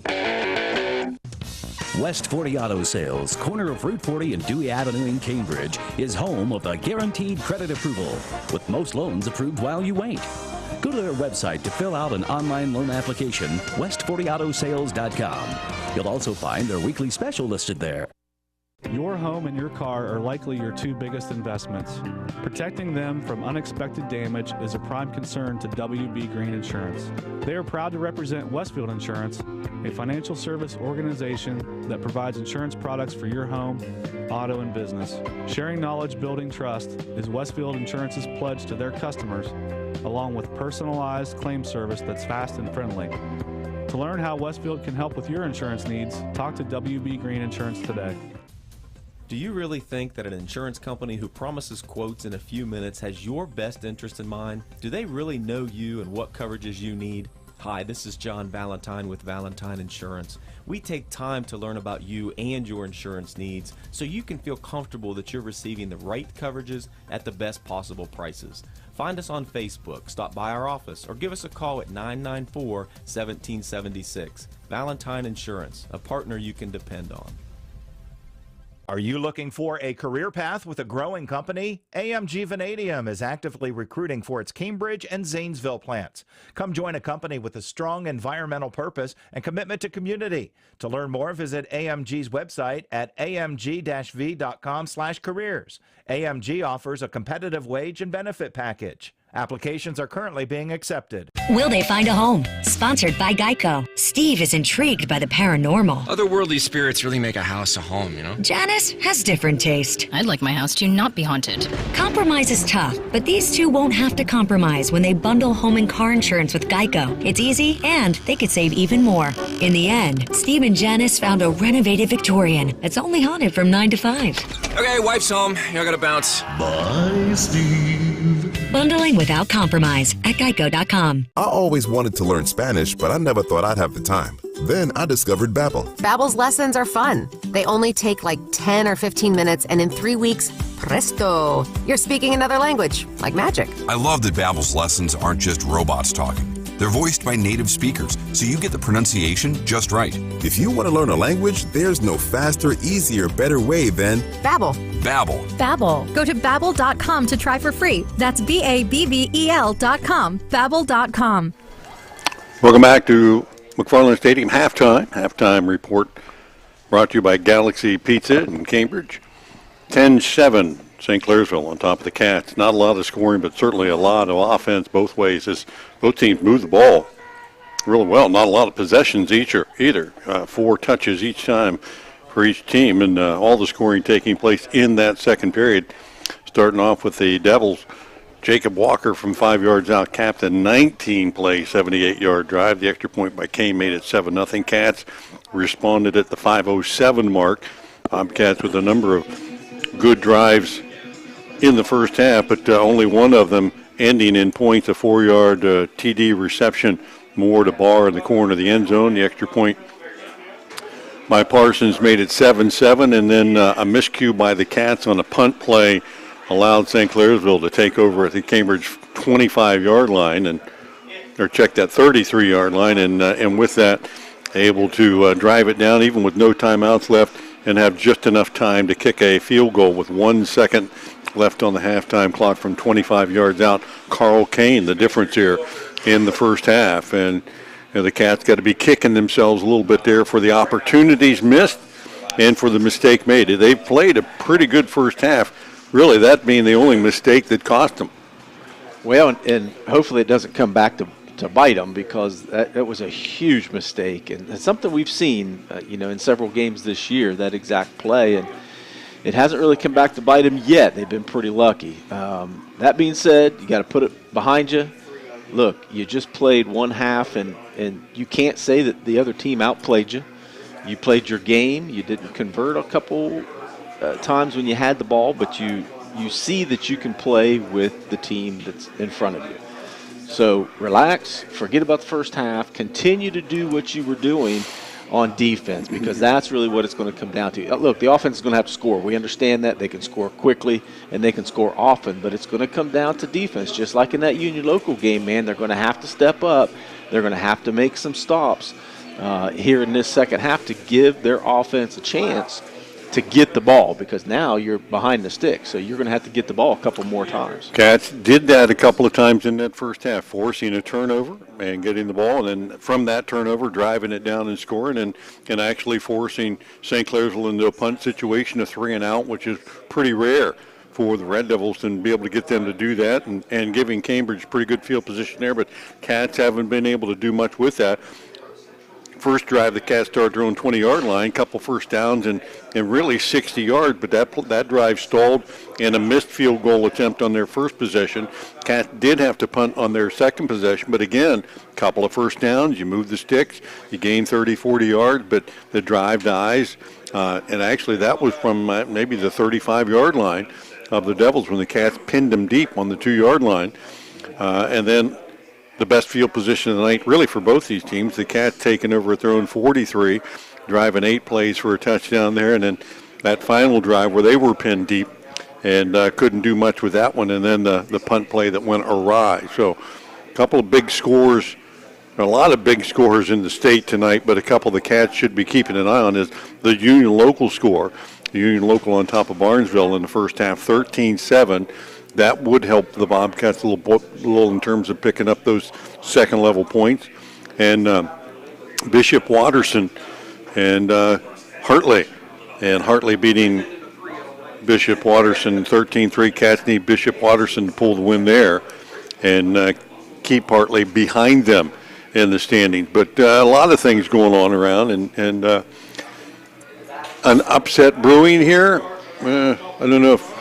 Look, yeah, I mean, technically, if you think about it, it's definitely an upset. If Cambridge can pull it out, not very many people expected Cambridge, outside of Cambridge, to be able to pull this out. So, you're right in the game. I mean, you can't say that you don't have a chance to win, clean up a couple things, continue to stop the run. That being said, Jacob Walker has 14 carries for 59 yards. That's okay. I mean, you give him 100 yards for the game, you're okay with that because, as long as you're scoring on the back end. Andrew Vera, 5 for 10 for 75 yards, but three of those 5 were huge third down conversions or fourth down conversions. So, offensively, St. Clairsville's pretty balanced. Cambridge, 55 yards on the ground on 9 carries, and through the air, 11 of 18 is Caden Moore for 128 yards, and the score leading Devin Ogle with 4 receptions, 48 yards, and Davion with 3 with that TD. So, Cambridge is pretty balanced too. They just haven't had the ball a lot to be able to add to some of those stats. How many possessions they have? 3? Well, each team had 4 possessions. 4 possessions, okay. So, you can't complain about that. You've had the ball 4 times, but you've only converted once. That's what we said in the pregame. When you get the ball, man, you're going to have to put it in the end zone, and 1 for 4 is just not going to cut it. Well, after a first half, and you have to look at where you're at, and you and I both talked about some of the different projections and stuff coming in here. Drew Pasteur does the projection of, which team has the most chance of winning and what is that, and his projection was that St. Clairsville should win this game easy. Blow them out, right. Blow them out, and that the Cats had about an 8% chance of winning. Well, they're within that 8% right now. Oh, absolutely. But you got to play the second half and make the plays in the second half, and they're right there. But you can't make any more mistakes. And the other thing is, your special teams have to be special. Yes. And tonight, squibbing the kick short on kickoffs have given St. Clairsville some good field position, not kicking it deep, and then making some mistakes on the punt teams have hurt them as well. So those are things that need to be cleaned up, and you take care of business in the second half. Cambridge's offense really hasn't been stopped for the most part. Yeah, you got to feel good about your offense because you found a couple holes in St. Clairsville's defense. You see that they're vulnerable against the pass, which, thank goodness, because that's Cambridge's offense anyway. However, Cambridge ran the ball real well there in the beginning of the game because they were so spread out. They were looking for a pass, and they were playing off. So, you got to feel good about your opportunities on offense. It's hard to hold a field goal against Lucas Parsons that was, 35 yards? 40 yards. Look, I mean, that's just not going to happen that much in high school. So that, from a special team standpoint, you really can't hold that against him. It'd be great if you made it, but we're not going to hold it against him. But what you can do is you can control the punting situation, and that was a huge mistake. You just can't have that happen again. But when you have the ball, you're just going to put it in the end zone, and you're going to have to come up with a couple stops on defense. Yeah, that's been the key, and the Cats have been able to do that a couple of times. That the one drive that St. Clairsville had in their opening possession was a massive drive. It took the entire period. Cambridge had possession of the ball for about 3 minutes, missed a field goal, and then the next 9 minutes and 30 seconds of the first period and into the second period, another 5 seconds, St. Clairsville possessed the ball 19 plays and 78 yards, and there were at least 3 fourth down pickups in that drive that the Devils were able to come up with to keep the drive alive, and the Cats had opportunities there later on. Were able to take advantage of situations like that and stop them a little bit. But Vera's had some opportunities to connect on some passes that he's just missed on a little bit. That could have changed the complexion of the game, and probably if the Devils are going to have some success as the game goes on, they're going to have to throw the ball a little bit down the field. Well, I think the conversation from Coach McLean in the locker room at halftime as the St. Clairsville team is, hey, look, continue doing what you're doing. We're doing exactly what we're asking you to do. We're running time off the clock and keeping the ball away from Cambridge's offense. But he's having that same conversation. When we have the ball, we got to put points on the board. Taking all that time off is great, and limiting the other team's offensive opportunities is great, but we got to come away with points because we assume that they're going to score. The other team's going to have to score. So, he's having that conversation in there, so he feels pretty good about that. But I think what you're going to see is St. Clairsville's defense stepping up a little bit here in the second half. Again, if it was me, the conversation I'm having is, now we've seen what Cambridge's offense can do. How about we start putting some pressure on Caden Moore, because we haven't seen that yet. So I think you're going to start seeing that in the second half. 10-7 our halftime score. Red Devils on top of the Bobcats. I want to thank our sponsors helping to make tonight's broadcast possible rumor loud, AMG Vanadium, Abel's Inc., Southeastern Med, WB Green Insurance, the Patrons Buckeye Mutual Insurance Company, Valentine Insurance, and 209 Tire. We're going to take a break. Second half of action just moments away. Don't go away. We'll be back with that right after this.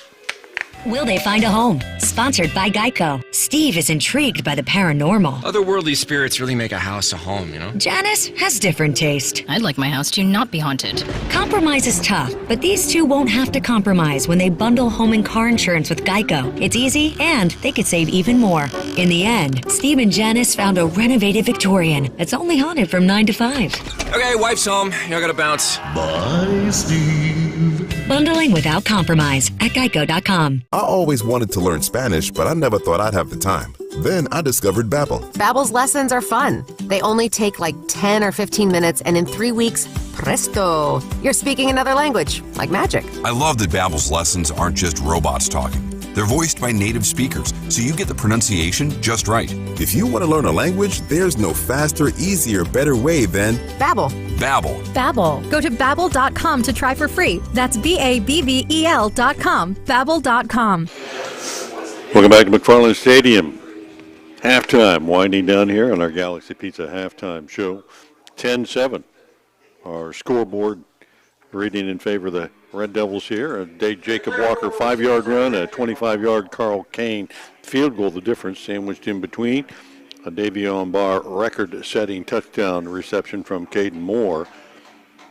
Only 4 yards, but that pass was in the air a lot longer than that. And on our post-game replays, we'll take another look at that. But that was a pretty pass and catch. It's just really about as well as it can be done. As soon as he let go of it, I thought there's no way in heck it's going to be even close to being caught. But, man, Davion got to it, and I thought his only option was to jump up and get it at its highest point, but he didn't. He just let it fall right in the breadbasket, right in the corner of the end zone. Moore threw a rainbow that dropped in the bucket, and Moore not only got 1 foot in, but he did the little shuffle, got them both in, didn't need it, but that 7 made it 7-7, and then the late field goal by St. Clairsville breaking that deadlock. It will be the Red Devils that have the ball to start the second half, and Andrew Vera in the first half having some success running more than throwing, but the basic part of the St. Clairsville offense is predicated on getting Walker to run the ball. Now we saw Schoolcraft come in towards the end of that first half and have a little success as well. Yeah, and he's done that throughout the season. You can see it's a different change of pace back there in the backfield, but he runs hard. He had the 3 rushes there for 18 yards, but he's done that throughout the season as well. But Walker's typically been the workhorse. Gage Wolf back deep for the Devils, joined back there by Thoburn. Wolf with good speed. We got a taste of that in the first half, and let's see what the Bobcats opt to do. They kicked it short. Cambridge had the opportunity they had in the first half, and that front group of guys, and among them is Walker. He picked it up and got about 20 yards near midfield, so you may want to rethink doing that again and at least go deep or kick it towards that sideline, and that's what we've seen the Cats do a lot this year.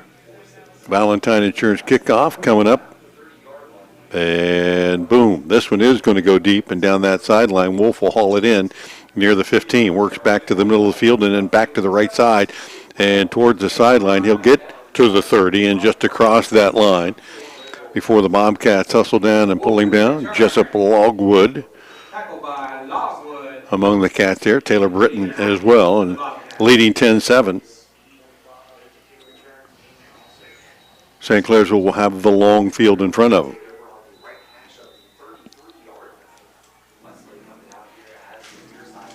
So Westlake wide to the left. They will continue to spread the field. A couple of wides to the right in the slot there, in the short slot to the left side. Vera with a man in motion takes it and keeps it himself off the right side, pops it through, and he's gone. 50, 40, nobody with an angle. Feldner give and chase to the 10 and all the way to the end zone. 67-yard run. And just a little different wrinkle there. Faking it to the left, fake the jet sweep to the left, and work back off the right side. And a one-play, big play touchdown. Well, I don't think Coach is going to be real upset about that. He wants to take his time and run clock and put it in the end zone, but I don't think he's going to be too upset about that when Andrew Vera comes to the sideline. Didn't take much, and Kane on for the extra point attempt will boot it up and good. So 11:42 still remaining here in this third period, and St. Clairsville strikes like lightning. 67-yard touchdown run by Andrew Vera makes it 17-7. We'll take a break and get back right after this. When it's game night, let Papa John's Pizza on Southgate Parkway feed your team after the game. Hey, this is Shannon. You can create your pizza with all your favorite toppings or pick one of our specialty pizzas like the Super Hawaiian, the Philly Cheesesteak, the Works, or the Fiery Buffalo Chicken. Don't forget we also have chicken poppers, wings, breadsticks, and cheese sticks too. Call 740-439-PAPA. That's 439-7272 or order from your phone at papajohns.com. Back in the McFarland Stadium, scoreboard update brought to you by Cambridge Papa John's. 17-7 now. St. Clairsville on top of the Cats. Big play. A one-play, 67-yard drive. Andrew Vera faked it to the left, worked behind some blocking to the right, and when he got to the second level, there was no doubt he was gone. Yeah, he almost ran out of gas down the sideline with Feldner chasing him, but he was not going to be denied. Kane on for the Valentine Insurance kickoff. And he'll boom this one deep. Davion Barr is going to haul it in at the 7-yard line, straight up the field, turns on the Jets at the 20, and then runs into a couple of red and white jerseys just across the 20-yard line. Not much there. Drew Gasper among those hustling down. And the Cats now down 10. Have to go back to the things that were working for them in the first half. Yeah, don't worry about the 10-point difference. Just play your game, take what the defense gives you, work the ball down the field, save those big hitters for when they appear, but just take what they give you and work it down. Moore brings the offense out, 1-by-3 set with a bunch to the right side. Stotsberry and the pistol look behind Moore from his own 24. And he'll drop back, look down the field, step up, and go down.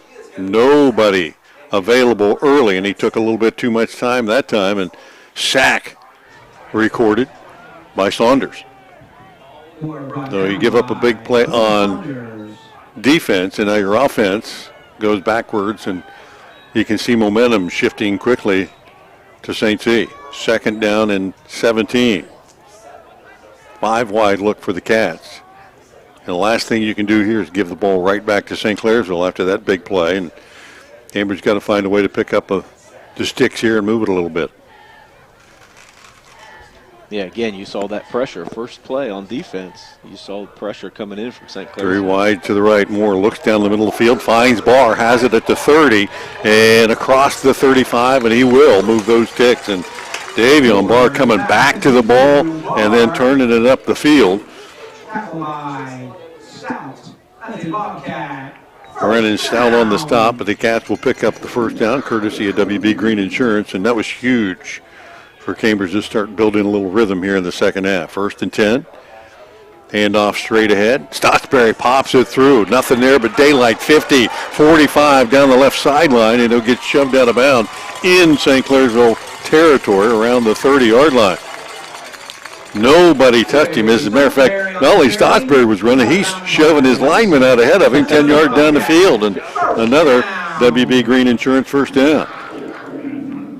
Well, a 5 wide look right away. The Cats back to the line of scrimmage, pushing the pedal to the metal. And they come on, they blitz, and Davion Barr wide open down the middle. Give him 6. 4-play drive for the Cats, 77 yards. And from 30 yards out, 29 yards out, Davion Barr just tied Charlie Ford. Yeah, down that seam, as he has all year long from that slot. If you're not going to have safety help over there, he's going to burn you every time. And Caden had a lot of pressure on him too, man. He stepped right up in the pocket, didn't phase him at all. Extra point attempt is up, and it is good by the Bobcats Parsons. And with 10-16 to go, boom, boom, boom, boom. Maybe a little lightning here in the second half. Both teams score in their opening possession, 17-14. St. Clairsville. We'll be back in 30 seconds. I'm Josh Abels. At Abels, you can count on us anytime you need help with anything electrical in your home. Our team has decades of experience. From emergency repairs to specialty lighting, outlets, and even complete home electrical upgrades, we're ready to help and we promise a perfect job. We can also help protect your home with our automatic standby generators. When the power goes out, you'll be ready. Lights, heating and AC, refrigerator, sump pump, it's all up and running instantly. For generators or anytime you need an electrician, call Abels. Back at McFarland Stadium, 10:16 left in this third period. Both teams strike it. First half, we went back and forth with hardly any offense, and second half, both teams come out, lighten it up. Your Papa John's scoreboard update, 17-14, and our Valentine Insurance kickoff as Parsons again goes deep towards Wolf, and this one's going to bounce out of bounds. And, you know, quite frankly, I'm fine with that. Mm-hmm. No doubt about it. That's okay. Let it get out of bounds. No return on the play. We'll bring it out to the 35-yard line. So the Cats get right back into it. Thanks to Michelle Van Way for listening and watching tonight and giving us some pointers on how to make sure we're showing the game right. Yeah. No sense in watching it if you can't see it very well. Thanks, Michelle. We're here to please you. 1st and 10 from the 35.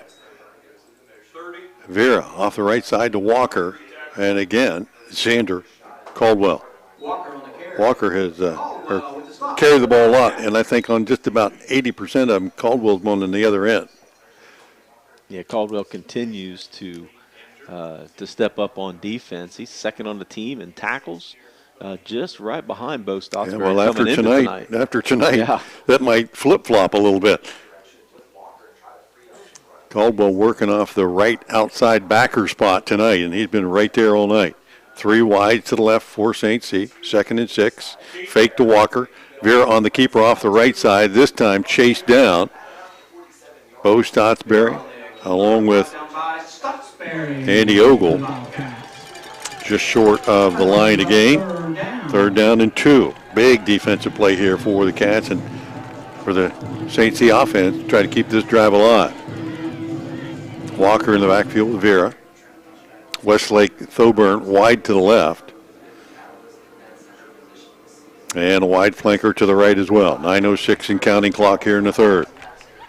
Vera takes the snap. He'll follow Walker through the hole. Cats giving chase, draw him down, and I don't think he got there. Burgess knifing in from inside, and I think Bo Stotsberry from the outside. And it's going to be 4th down and 2.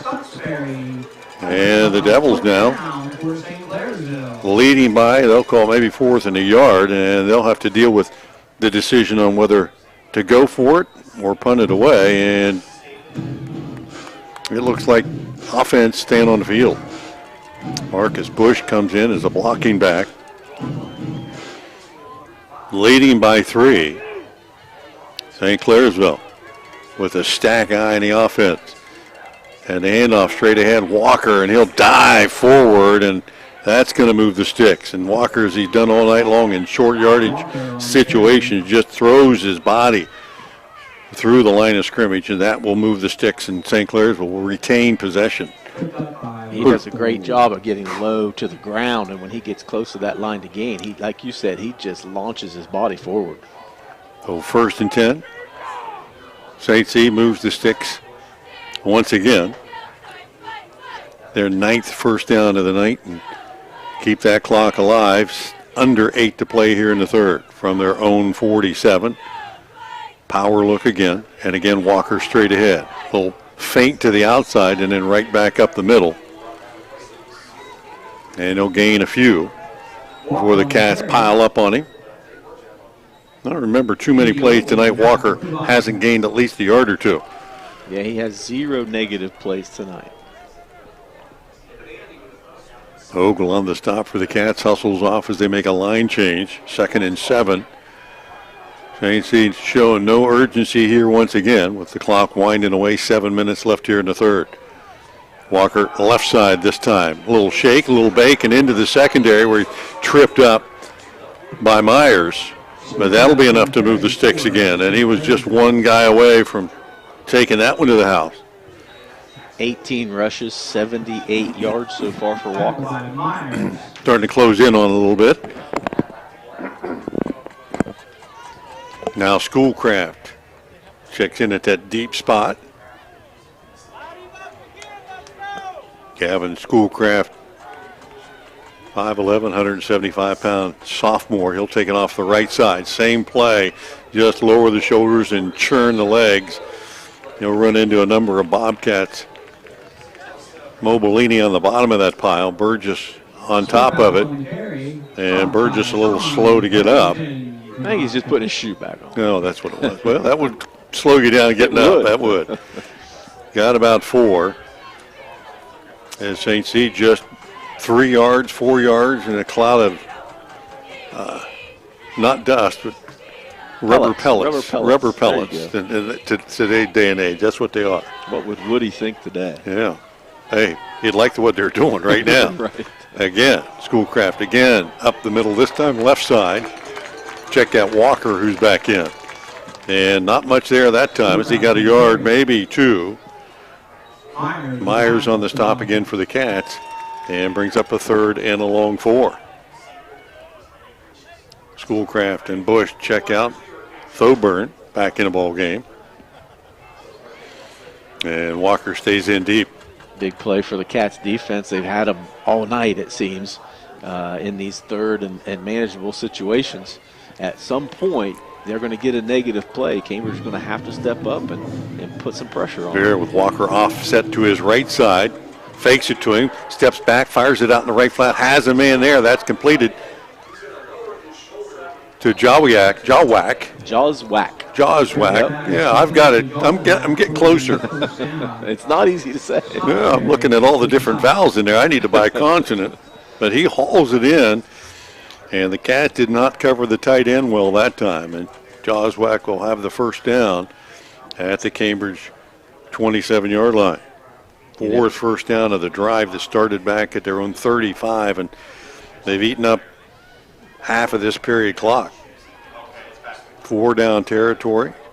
Jawak in motion, and now will step up to block inside, and nice defensive play that time by the Bobcats. Myers, who came off the edge, read the play well, and nailed Walker for no gain. There you go. There's his first rush with no gain or negative. Cats pressing the line of scrimmage with an extra defender here, and Myers coming in off the edge, unblocked. 2nd and 10. 2 wides to the left for St. C, 1 to the right. And Walker will move back into a pistol set here behind Vera, who will take the snap, fire it out into the right flat. And Cats had a defender underneath, but it snuck through there. And a completed pass by Pastor, and just shy of the line again. It'll be a gain of 7. 2nd down and a long 2, short 3. And right back to the line of scrimmage. And Vera off the keeper right side and trying to dive forward. And flag came in, and this will be huge if it's on the offense, as they piled all those bodies here in the middle. And it is holding against St. Clairsville. And that's the kind of mistake they haven't made all night long, and it could be critical at this stage. 3:43 left here in the third. St. C leads at 17-14, but instead of first down, it's going to bring up 3rd and about 13. Yeah, keeps it at 3rd down. But moves it all the way back to the 30-yard line. Westlake and Thoburn wide to the left. Pastor wide to the right. Walker in the backfield with Vera, and you almost got to expect pass here. Cat playing with a big cushion on the left side. Yeah, that's what I was about to say, is Vera has had no problem with this all night because the Cats have been playing off and giving them 7-8 yards every time. Vera takes the snap, looks to his left, flips it out in the flat, has his man Westlake, and a missed tackle out there by Feldner. Westlake up the sideline, and Barr will shove him out of bounds, but Feldner late again to the ball And not only did Westlake catch it, wouldn't have had the first down initially, but with the missed tackle, not only got the first down, but got it inside the 5-yard line where it's going to be first and goal. Actually down near the 6. So important to, in that kind of coverage, come up, break down, and make that tackle. For sure. So first and goal from the 6-yard line. So St. Clairsville yet again a big play on a 3rd or 4th down situation, and Walker straight ahead, and he'll pick his way ahead and spin into the end zone from 6 yards out. So the Devils keep the drive alive, and they'll answer with another score. 3:11 left here in the 3rd period, and St. Clairsville extends their lead once again with that 6-yard run. Yeah, backs up against the wall all night long, and Andrew Vera has stepped up every single time. But again, it's easy pitch and catch when you're playing off of them 10 yards, and that play came back to get him because they missed a tackle. Dane on for the extra point attempt. That one is true. So the Devils answer. Every team scoring every possession here in the 3rd period. 24-14 with 3:11 left to go. We'll take the quick break and be back right after this. Looking for new tires for your ride? 209 Tire in Cambridge should be your first stop. 209 is committed to high-quality customer service and offering competitive prices on top-of-the-line inventory, including Bridgestone, Cooper, Mastercraft, and so much more. Stop in 61074 Southgate Road in Cambridge and see Chuck and Brandy. They're open Monday through Saturday from 8 a.m. to 5 p.m. or visit their Facebook page at 209 Tire. Back at McFarland Stadium, scoreboard update brought to you by Cambridge Papa John. 24-14 Devils again answering the Bobcat score. This one another methodical drive, 65 yards, 13 plays. And Jacob Walker, this one from 6 yards out, was not to be denied. The extra point by Kane makes it 24-14. And as soon as the Cats, we talked even early in the game, you missed that early field goal, you're playing from behind, and it's hard to catch up with a team that never lets you get there. Yeah, they just limit your opportunities by controlling the clock so much. Valentine kickoff, drives Barr all the way back inside the 5, takes it at the 3, turns it on out to the 20, takes it up the sideline, cuts it inside, and still on his feet at the 30-yard line where he'll go down near the 34. So good return from inside the 5 out near the 34. And the Cats will have to answer once again. Cambridge's possession's taking a little over 3 minutes, and St. Clairsville's more like 7 or 8. That's a big difference. Time of possession is quite a difference tonight. Well, and again, you still can't press here. You're down 10. Obviously, you know you got to score twice. It'd be nice to score here before the end of the quarter to give you a whole quarter to try to make up for that extra possession. But don't press too much and try to get it all at once. 5 wide look for the Cats from the right hash. Moore takes the snap, looks to his right, pump fakes it, fires it downfield. That ball knocked out of his hand and intercepted at the line of scrimmage. He had a defender, got his arm while it was in motion, and pulled down, I think, by Brody Saunders. Wow. And that is a turn of events there. Yeah, he had the pump fake, had a man open down the field, and just took 1/2 second too long to get rid of it. And St. Clairsville leading by 10 will take over at the Bobcat 29-yard line. 2:55 left here in the 3rd period and a chance to really extend the lead in this game. Going to have to be a little bit more aggressive on defense here, like you saw Clayton Myers in that last possession come off the edge. You're going to have to try to make something happen now. Walker offset to the left, and the Cats get him at the line of scrimmage. Mo Bellini again slicing in there. Got a piece of him. Walker able to spin away, probably got back to the line of scrimmage, but that was it. No gain on the play, but the clock will continue to wind down. And when you're already down 2 possessions, 2 scores for the Cats here, you can't give up any more at this point in the game, and you got to come up with a big play of your own. Unfortunately, putting pressure on that defense, but they're going to have to come through on this possession. 2nd and 10. Vera to pass, throws it in the slot, nearly picked off, and it is. Bo Stotsberry off the tip, and the Cats get the big play they needed. That ball thrown behind the intended receiver and really off the helmet of the Bobcat defender out there. That time was Reed Johnson. And Bo Stotsberry, as he has all year, in the right place at the right time. And the Devils give it right back to the Cats. Certainly unexpected. I'm figuring they're going to run that ball right between the tackles until they get to the zone. No doubt. With a 10-point lead and you got a chance to get into the fourth quarter without giving Cambridge another possession. That's really surprising of the play call, but, Bo Stottsbury always in the right place at the right time, leads the Cats defense and has all year, and now he comes up with a huge interception. Bobcats send the offense right out in a 2-by-2 set. Trey Stottsbury offset of the right of Moore. 2:16 left in the third, 24-14. Stottsbury takes the swing pass up the right side and across the 30, where he'll be taken down. Grant Swider. And a gain of about 5 on that first down play, just taking what's there underneath. And Cats put a lot of pressure on the Devils tonight. And you said at halftime, will St. Clair's will adjust and start bringing some heat. In the last possession they did, and they got to Moore. This time only 3 men up front, and they hand off straight ahead to Stottsbury. And he'll weave his way through for another first down, out across the 40 and into the secondary, where he's brought down by the defense. Joswack on the stop, and another WB Green first down. Notice I got it right that time. You did. You got it right last time. I'm a slow learner. First and 10 at the 44. 5 wide look again. Moore down the right side, has a man there, and pulled in. What a fingertip catch. Bo Stottsbury, that ball looked like it was overthrown all the way, and he misjudged it and was backpedaling, and somehow it stuck to his fingertips, and he hauled it in. Cats have had a couple of those tonight, and that one a first down inside the 35. Another WB Green first down for the Cats. 1:15 left in the third, and Moore keeps the pressure on. Down the right side, has a man open. Ogle stopped, and Moore threw it beyond him. And Devin Ogle, if he'd have kept on going, that was an easy walk-in touchdown. Yeah, it was. He just hesitated, expecting Moore to just throw it right to him, and Caden led him down the field, and Devin comes off limping a little. Bo made a spectacular catch like that last year down at St. Clairsville. And the Cats will stay in the 5 wide look, 2nd and 10 from the St. Clairsville 33. More change in the play at the line of scrimmage. Here comes the blitz. He'll take the quarterback draw straight ahead. Got to the 30. Dives inside the 30 down near the 28.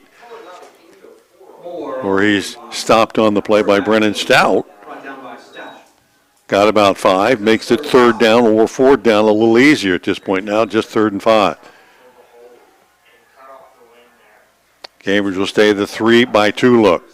3 receivers wide side to the left. And the blitz off the edge. Moore will throw it deep down the middle. Trying to get it to... And in and out of the hands. Trying to get it to Davion Barr, who had it. And the defender just never gave up on it and stripped it away. Barr said, I had it. Yeah, I think that was the difference. The defender, he had the ball, but the defender did not give up, like you said, and stripped it from him while he was trying to show the official that he caught it. But that ball laid right in there again by Moore. Barr probably could have high-pointed that one and maybe come down with it. So the Cats on 4th down go 5 wide again and are going to go for it down 10. 33 seconds left here in the third. Checking the play call from the sideline. Press coverage on the outside. Moore throws inside. Got Barr. He'll have enough for the first down inside the 20-yard line to the 19. Just went down, spotted up, and got covered up immediately. But that will keep that drive alive. And how can you not play that guy with some cushion when he's beating you deep tonight a couple of times? A couple of times. That was real risky there, that particular play, throwing it into coverage, but it worked out. Another WB Green first down, handoff, Trey Stottsbury up the middle, 10, 5 down to the 1, and just shy of the end zone. Does he get in? He does! He's in. From 19 yards out, not to be denied. Trey Stottsbury pumps it in the end zone. Might have got a little help from his friends at the end. He got down to the 2-yard line and started to stall a little bit, and then some blue jerseys came and helped him.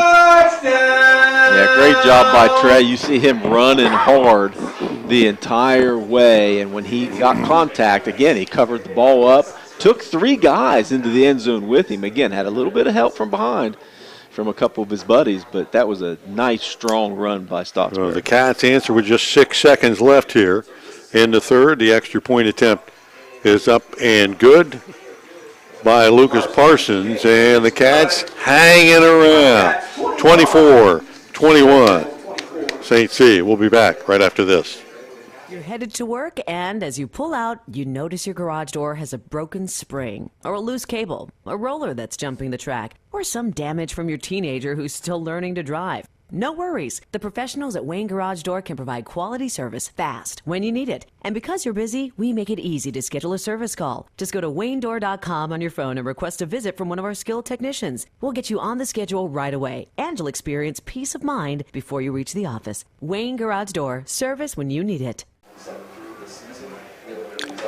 Back in McFarland Stadium, just 6 seconds remain on the third quarter clock, but the Bobcats have answered another score by the Red Devils. It remains 24-21. Now our scoreboard update brought to you by Cambridge Papa John's and another Valentine Insurance kickoff coming up.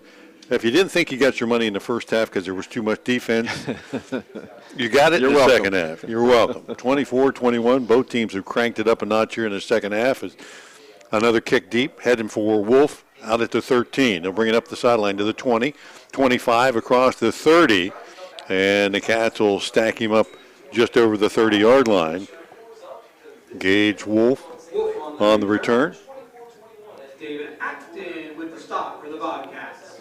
And that will bring us to the end of the third period. And we have a great game tonight for Week 10 of the high school football season. Everything on the line here, and two heavyweights battling it out. 24-21 St. Clairsville. As we head to the fourth, we'll be back right after this. Are you looking for a way to make a positive difference in a child's life? Hi, my name is Alicia Mallett, and I'm the Foster Care Program Coordinator for Guernsey County Children's Services. There are children right here in your community who need a temporary or permanent home through foster care or adoption. Are you ready to be that home for them? For more information on how to become a foster or adoptive parent, please call 740-439-5555. The children in our community are counting on you.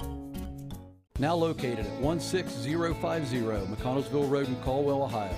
Patrons Buckeye Mutual Insurance Company is a mutual insurance company established in 1896 for the purpose of providing insurance coverage to rural Ohio. They offer a product to meet your insurance need, whether it is for a farm, rental dwelling, home in town, secondary or seasonal dwelling, churches, or mobile home. They partner with Grinnell Mutual Insurance Company to offer liability coverage to package with their patrons Buckeye Mutual policy. Call today at 638-3604 and follow them on Facebook at Patrons Buckeye. Team started the fourth period. St. Clairsville with a 3-point lead and the ball from their own 34. Coburn in motion. Vera rolling to his left. Now stuck in the pocket, throws it back to Walker on the right side. And up the right sideline, Walker spun out of bounds near the 50-yard line, a play they ran early in the game tonight and had a big play there. Another one similarly here as it gets out near the 50-yard line, 1st and 10. St. C to start this drive. And that'll move the clock a little quicker. 1st and 10 now at the 50-yard line.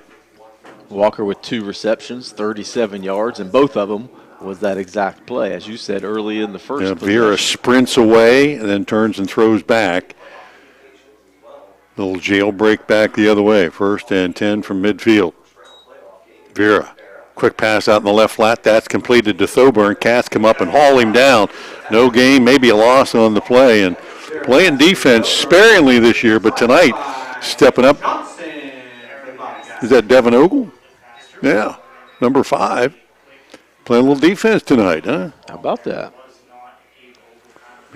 Shift to the other side, covering up on Thoburn. So I don't know if he's shadowing him wherever he goes, could be. Thoburn to the left last time, and Ogle on him. He'll shift to the left side here. And we haven't seen Devin play a lot of defense this year. Nope. And the Cats maybe tonight thought that was a matchup they needed on the field. 2nd and 12. St. C at their own 48 now. 5 wide, 4 wide look for them. Hand off inside to Walker, tripped up at the line of scrimmage, and a flag comes in as well. And again, Burgess that time got a hand on Walker to trip him up, but a flag came in as well. And let's check that penalty. We had seen a holding earlier called, and they're pointing again that direction. That is the case. That's what it would be, right. And from that spot, it would be another 10 yards back inside the 40-yard line. You almost have to accept this. Yeah. Yeah, he gained about 4 yards, maybe 5 yards on the play, so you got to take it. 63 offense, 10-yard penalty, repeat second down. Oak takes it from the 48, should take it, where the flag was thrown, all the way back to the 37. Okay, so defenders, right? Look how far off they're playing off those receivers. Scoot up a little bit now. Let's go. Let's challenge them a little bit. And you have to make sure you make the tackle. Yeah, for sure. If you're going to let them catch it in front of you, then tackling becomes the utmost important thing. Second down and 23 for St. C. They lead it by 3, 10:48 in a moving clock. Handoff. Left side, Schoolcraft trying to get to the edge, and he'll get a few out near the 41-yard line, but stay in bounds and keep that clock running where it's going to be third down and long. Caldwell, Reed Johnson there as well. Xander Caldwell has just been all over the place tonight. He's had a fantastic year so far for the Cats. Third and 19. Third and 19, and we're giving them. St. Clairsville taking their time with the lead and the ball. 3 wide to the right, 1 set to the left. Vera takes the snap. Play action, rolling to his right, look to go back the other way, not there, and then just forced to throw this one away, and he does. Dead sideways, there's no receiver in the neighborhood, and the officials looking at it. I mean, he just was throwing that and in the second row. Well, but the new there rule is the flag. There is the flag. It should not be a flag because the new rule, it was absolutely grounding, but the new rule is if he's under distress and getting ready to get tackled, then you can't throw the flag. Does that make any sense? Well, he was under distress and getting ready to get tackled. There were 3 guys about ready to smash. And apparently the official agrees with you, said, I'm not going to call it that way. I'm throwing the flag, and it will be a loss of down. Intentional grounding, offense, 5-yard penalty, loss of down, fourth down. So the Bobcat defense does its job. The offense helped them a little bit there with a couple of bad plays and penalties, but now Cambridge will be set in a situation where they should get good field position with plenty of time left in the game. Yeah, don't make a mistake here. Drew Gasper back to punt away, and Davion Barr, Feldner stand near midfield. Gasper, high snap, he'll step into it. Spiral one away that Davion Barr will call the fair catch for at his own 46. So great field position for the Bobcats, trailing by 3. Cats have scored their first 2 possessions, actually their first 3 possessions of the half. Or I should say 2 out of 3. They had the interception one time, and St. Clairsville similarly, and they punt this one away. So the Cats here, 9:52 to go in the 4th period. Good things happening for them.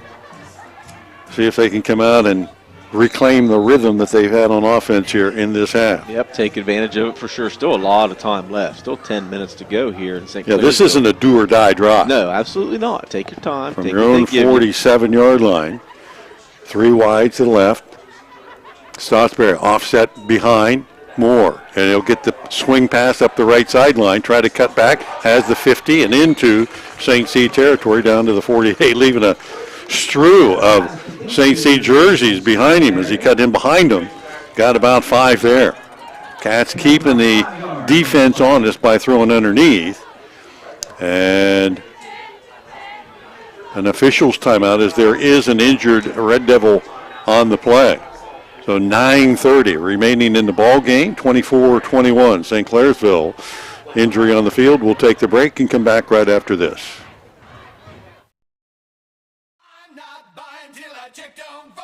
Most of us are faced with uncertainty every day. Your job, your finances, sporting events, schooling for your children, and so much more. With so much uncertainty surrounding you, there's one auto dealership that you can be certain about, and that's Doan Ford. You can be certain that you'll always get a great deal and the best service afterwards. In business for nearly 60 years has given Doan Ford the reputation of being a strong, reliable dealership. Be certain. Choose Doan Ford. Online at doanford.com.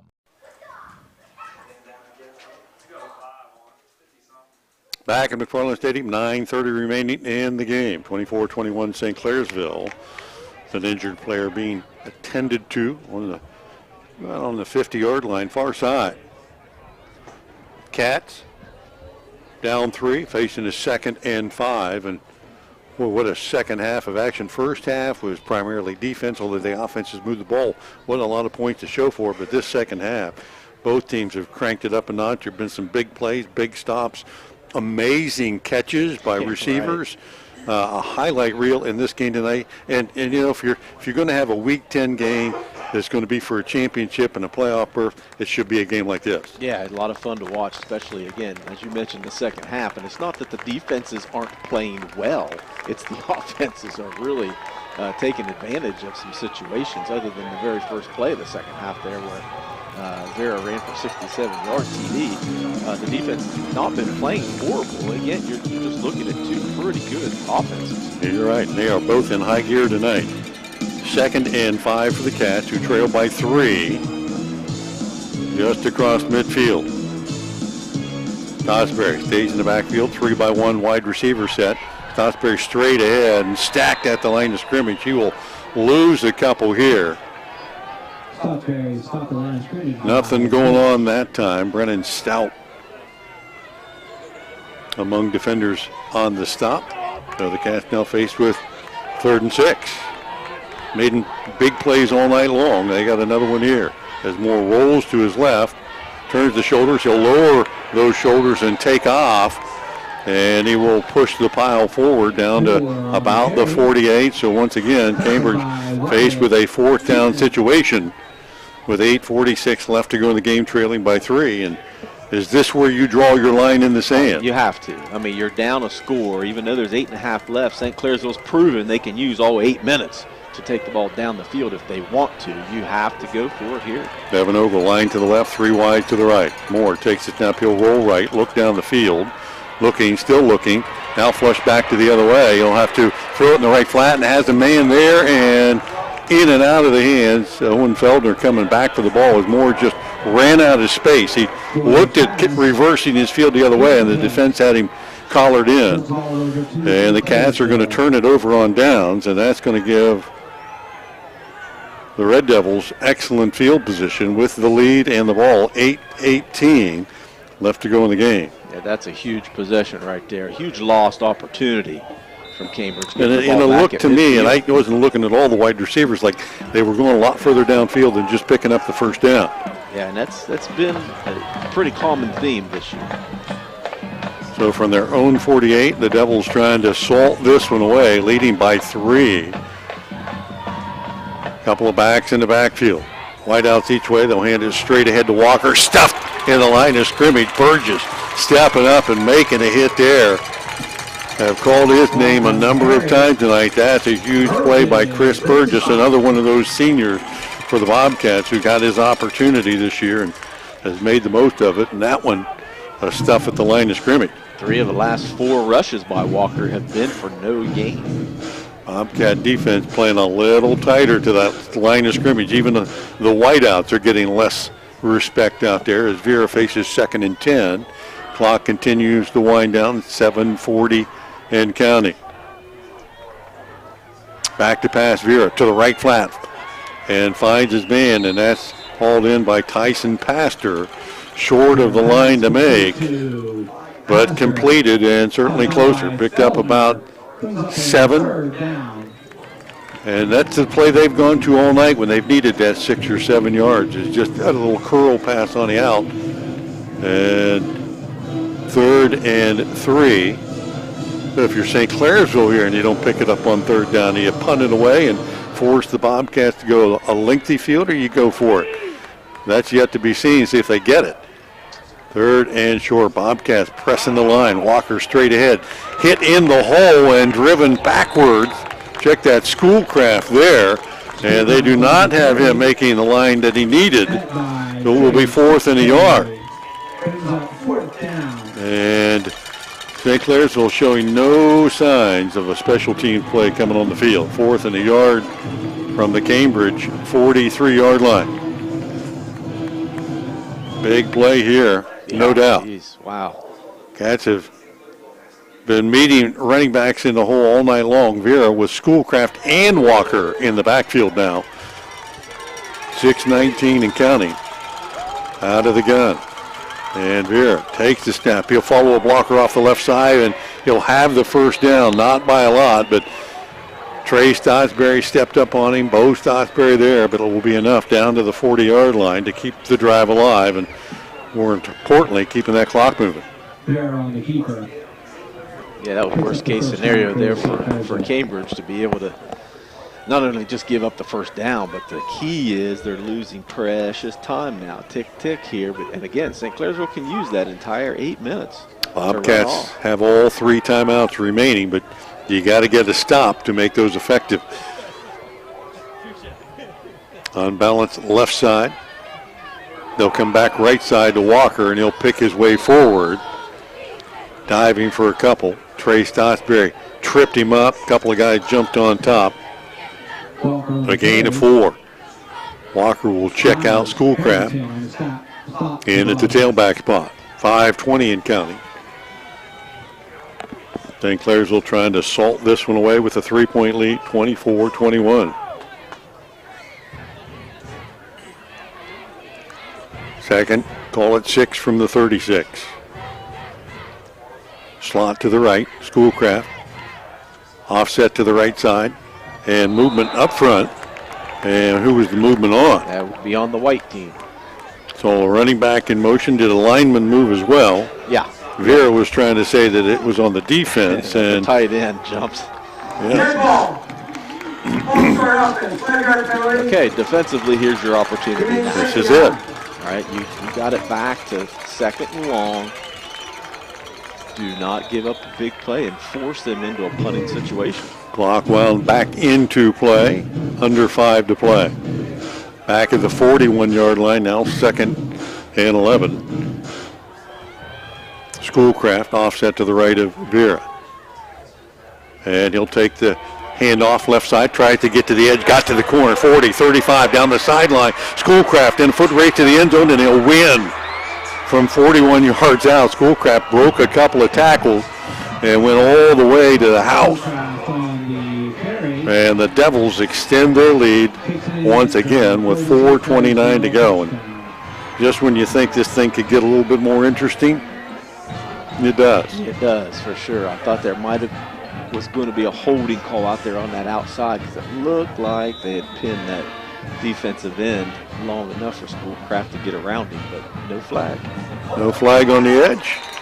Extra point attempt is blocked. It was blocked by the Bobcats. I don't know who came off the edge.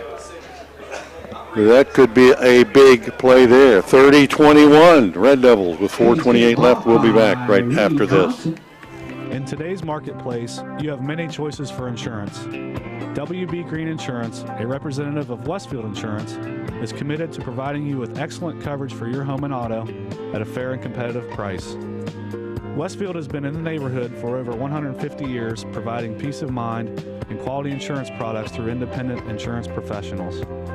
Sharing knowledge, building trust is Westfield's pledge to their customers. Call WB Green Insurance today. Back at McFarland Stadium, 4:28 left in the game, and Cambridge Papa John's scoreboard update, 30-21. Schoolcraft from 41 yards out. The kick was blocked by the Bobcats.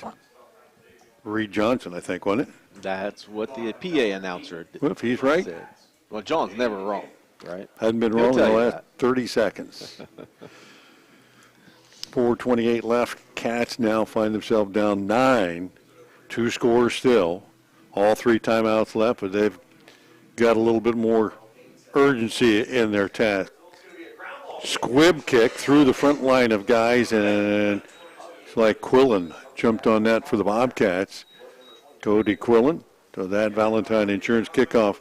Doesn't give the Bobcats a chance to put a return in action, but it's been one of their better positions to start from. Yeah, and it doesn't hurt you because the clock's not ticking while somebody running around for 10 minutes trying to gain some yardage. So, here's 4:24 left.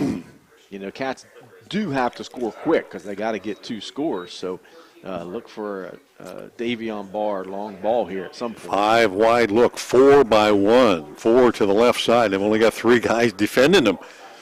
So Moore checks that out, looks out that way, looks deep down the middle of the field, has a man there. That is completed.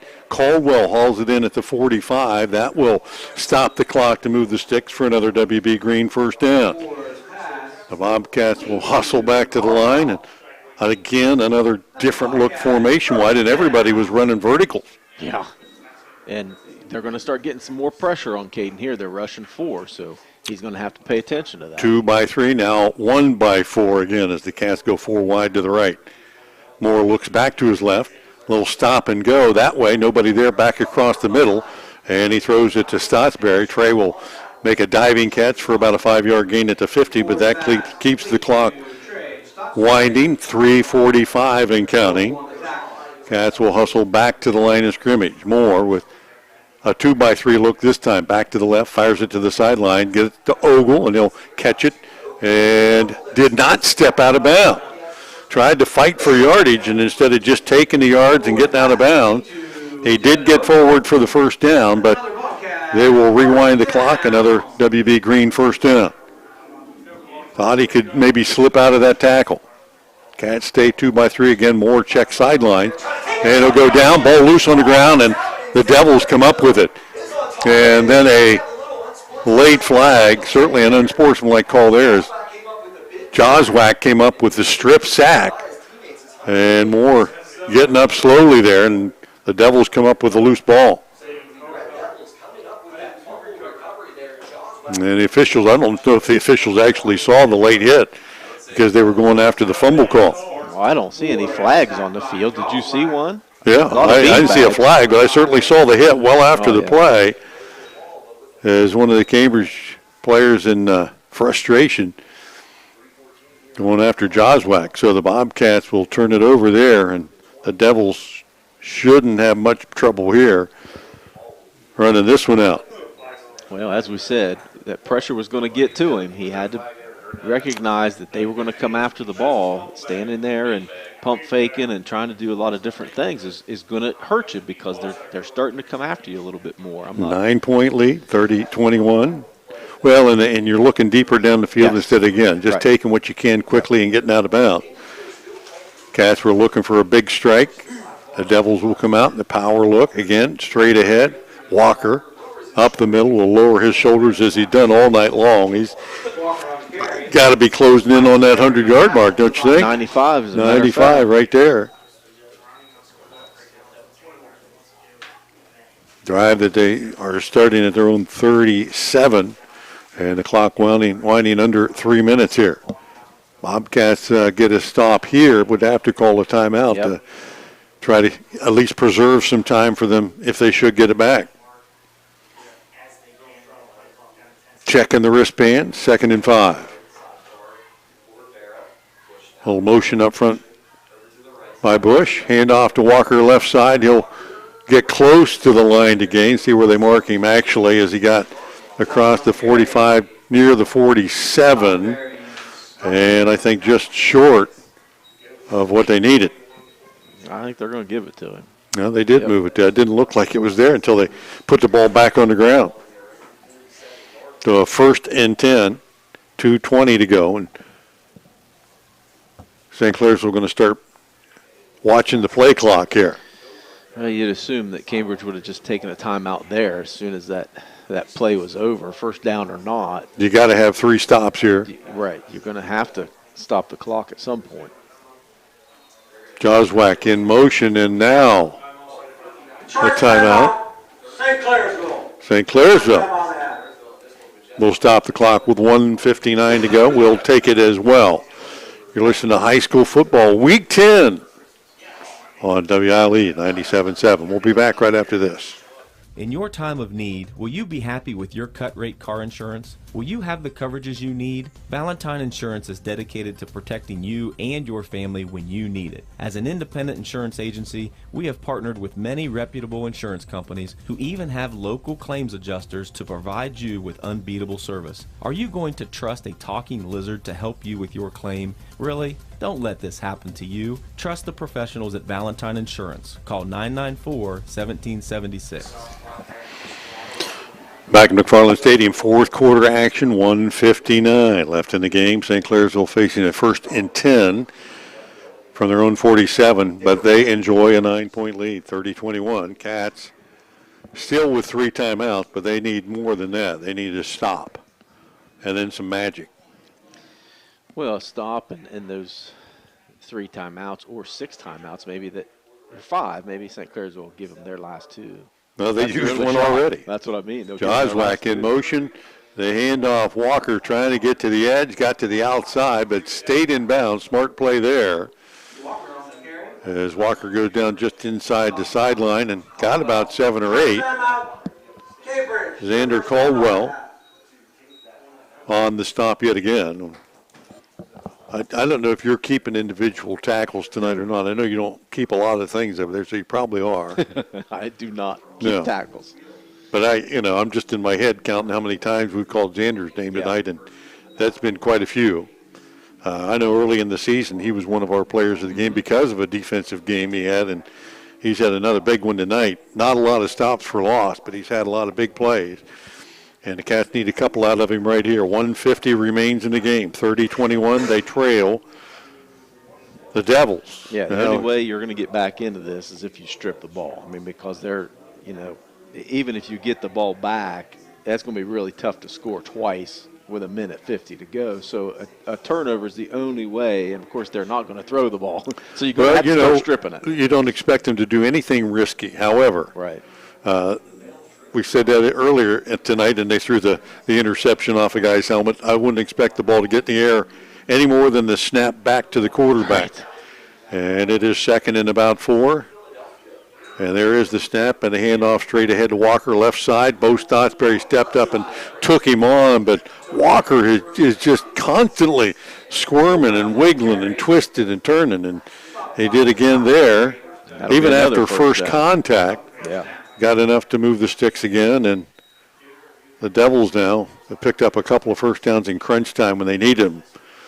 And that'll wind this clock down to 1:34. Cats will not burn a timeout here. Have 2 remaining.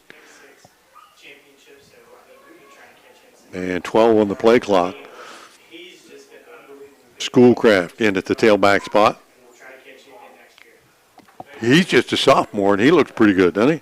He takes the handoff straight ahead and runs right into the back of one of his linemen. And the Cats will indeed burn the timeout here. Short timeout, Cambridge. So the Cats use their second.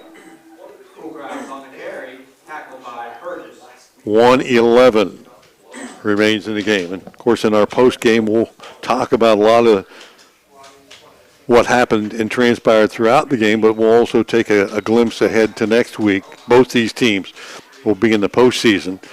St. Clairsville, no doubt, playing at home. The Cats would need a lot of help to get a home game at this point. And going into tonight's game, most playoff scenarios had the Cats in the 9 spot playing the 8 team. And if everything stayed the same as it was predicted, that would be Logan Elm. Logan Elm, a little trip down to Chillicothe, which Circleville, Chillicothe area. Circleville, I'm sorry, which nobody would be. 5 miles apart. What's the difference, right? There's still a long way. If you're going that far, you might as well go the rest of the way. Yeah, that's a long way away. Halfway to Kentucky. Playoffs are playoffs, so you'll take what you can get, that's for sure. But, yeah, Cambridge, with a loss tonight, they should, at no worst, finish in the 12 spot. They'll probably be 10 or 11. My guess would be they would fall to 11. So 2nd and 9. Again, Walker straight ahead. Again, the Cats pounce on him. Mobilini timeout on the hit. Their 3rd and final timeout. And we've called Connor's name a number of times tonight as well. A lot of seniors who tonight, after this game, will celebrate a little bit playing for their final time on this field of senior night. 16 of them. And they're the reason this team's had the success that they had. Yeah, it's a pretty special group. I've had the opportunity to coach these guys when they were a little bit younger. Obviously, my last one coming through.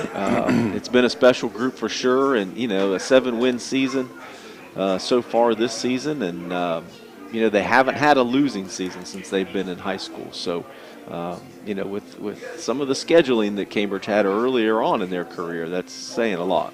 Yeah. Played some tough games, come up with at least one or two games this year that, whether you call them upsets or not. The Union local game was a special game. This one tonight had the flavor of a game like that as well. But St. Clairsville proved they are one of the best teams in the region, making the plays they had to make to maintain the lead. They lead it by 9 with a minute to go. Out of the timeout, hand off to Walker. He'll churn his way through and into the secondary where Bo Stothberry will haul him down. That'll be another first down, and from this point on, all St. Clairsville will have to do is just take a knee. Cats can't do anything more to stop it. And Walker puts himself over the 100-yard mark by a lot with that carry. And St. Clairsville will line up in the victory formation. For the first time tonight, we'll see Vera go under center and take a snap and take a knee, but they'll still let that play clock wind down as far as it can. So with a victory tonight, St. Clairsville plants themselves atop the Buckeye 8 with a victory and a league championship, as well as very possibly moving up to the number 1 spot in the region. Yeah, it's a chance. And hosting playoff games until they get to the regional semifinal. So final score tonight from McFarland Stadium. St. Clairsville over top of the Bobcats, 30-21. Stay tuned. We're going to take a break, wrap this one up when we come back right after these messages. Game night, let Papa John's Pizza on Southgate Parkway feed your team after the game. Hey, this is Shannon. You can create your pizza with all your favorite toppings or pick one of our specialty pizzas like the Super Hawaiian, the Philly cheesesteak, the Works, or the Fiery Buffalo Chicken. Don't forget we also have chicken poppers, wings, breadsticks, and cheese sticks too. Call 740-439-PAPA. That's 439-7272, or order from your phone at papajohns.com. I was sitting in my car and it wouldn't start. I lifted the hood and the engine was falling apart. What would I do? My eyes filled with tears. And on the radio I heard of West 40 by Pay here, where for a little money down and a little each week, I could have a car, nice, shiny, and sleek. So I walked in the door and I put the money down. Now I got a nice car that I can drive around. West 40 by Pay here will help rebuild your credit. The corner of Dewey and Route 40 in Cambridge, don't you forget it. West 40 Auto Sales, corner of Route 40 and Dewey Avenue in Cambridge, is home of the guaranteed credit approval, with most loans approved while you wait. Go to their website to fill out an online loan application, west40autosales.com. You'll also find their weekly special listed there. I'm Josh Abels. At Abels, you can count on us anytime you need help with anything electrical in your home. Our team has decades of experience. From emergency repairs to specialty lighting, outlets, and even complete home electrical upgrades, we're ready to help and we promise a perfect job. We can also help protect your home with our automatic standby generators. When the power goes out, you'll be ready. Lights, heating and AC, refrigerator, sump pump, it's all up and running instantly. For generators or anytime you need an electrician, call Abels. Looking for new tires for your ride? 209 Tire in Cambridge should be your first stop. 209 is committed to high-quality customer service and offering competitive prices on top-of-the-line inventory, including Bridgestone, Cooper, Mastercraft, and so much more. Stop in 61074 Southgate Road in Cambridge and see Chuck and Brandy. They're open Monday through Saturday from 8 a.m. to 5 p.m. or visit their Facebook page at 209 Tire. Tonight's scoreboard brought to you by the City Tire Pros. In the fourth quarter, Fort Fry leads Williamstown 30-13. In a final, Logan beat Zanesville 39-0. In the fourth quarter, Sheridan leads New Lexington 17-13. In the fourth quarter, West Muskingum beating Meadowbrook 54-14. A final in from Morgan versus Crooksville. Morgan beat Crooksville 47-0. In the fourth quarter, Tri-Valley leads John Glenn 41-7.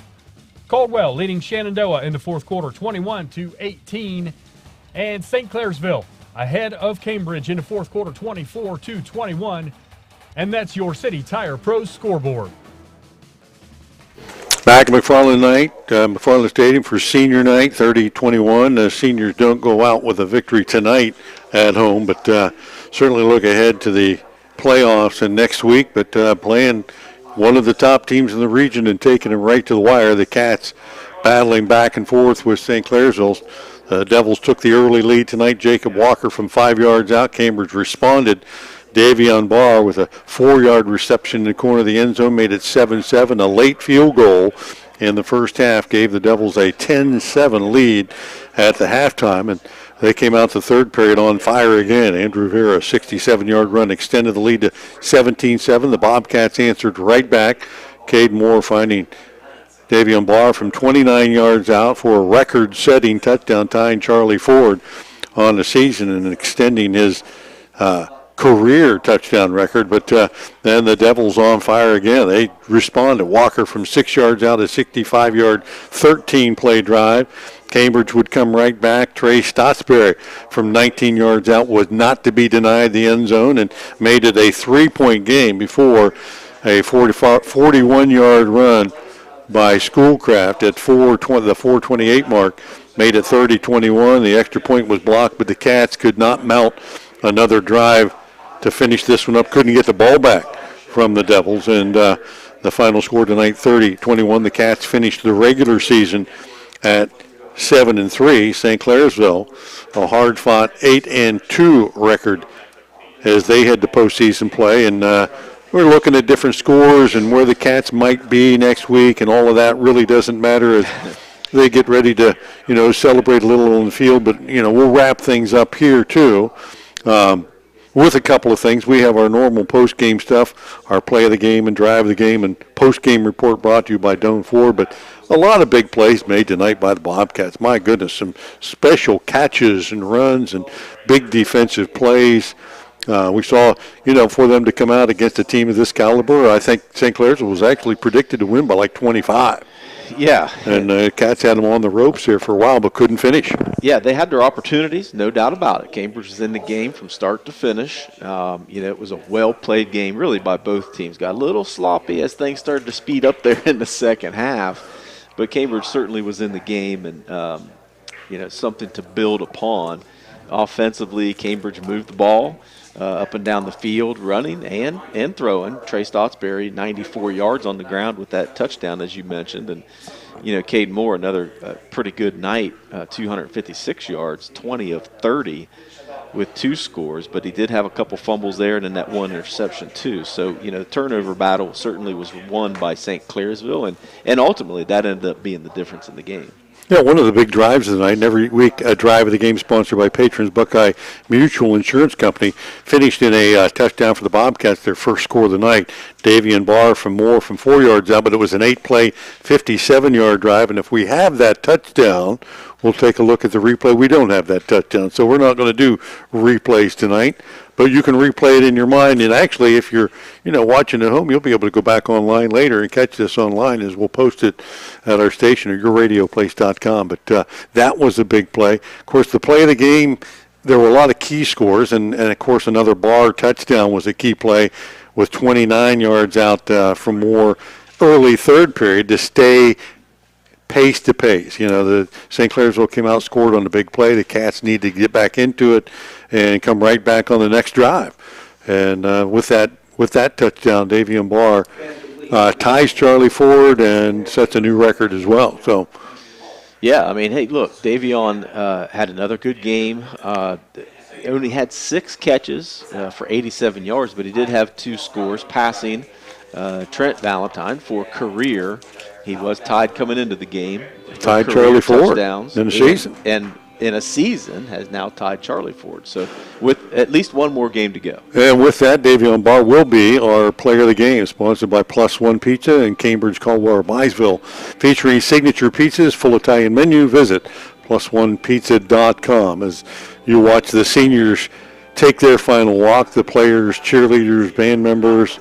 Pretty special time for them, and And certainly nothing to be ashamed of tonight. Certainly disappointed, but what you have to look forward to is maybe something even better. The Cats have made the playoffs a number of times now, but this team is looking to take a step beyond that and not just have one game, but maybe get a couple under their belt. Yeah, I mean, there has not been a team to win a couple of games in the playoffs in Cambridge history, so this team would have an opportunity to do that. As you see, they can score, and defensively they stepped it up when they've needed to in a couple of big games. And tonight was one of those. You know, I mean, even though St. Clairsville had, over 250 yards rushing, I think the Cats held their own and kept them in front of them. Well, that's been one of the Achilles heels of the Cats all year long, the ability to stop the run. And St. Clairsville, probably the best rushing team Cambridge has seen all year. Certainly that offensive line and the way they do it and how hard those guys run at you.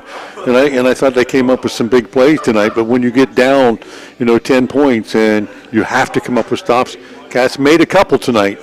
But I think when you look back at this game, two key plays that really went against the Cats was an interception. After they gained some momentum in the second half, they threw an interception on the ball that was tipped out of Caden's hand, and then the fumble on the strip sack.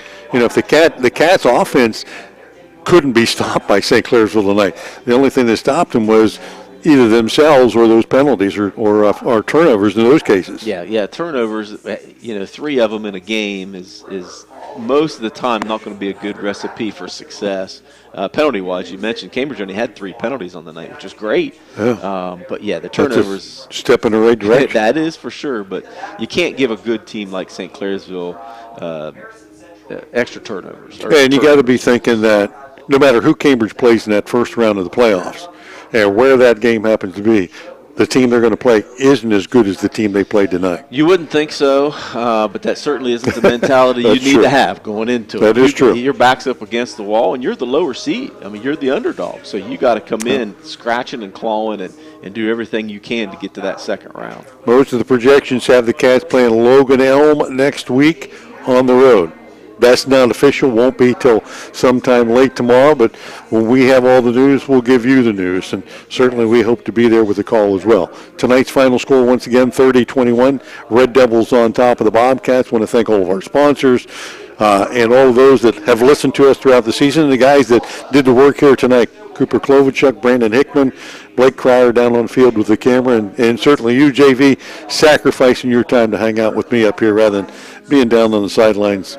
I'll run down those steps. Yeah, you can get quick. it now. Hey, thanks for hanging in there, and thank you for joining us tonight. For everybody on our crew, I'm Bill Kafury. Talk to you next week. Thank you for watching high school football.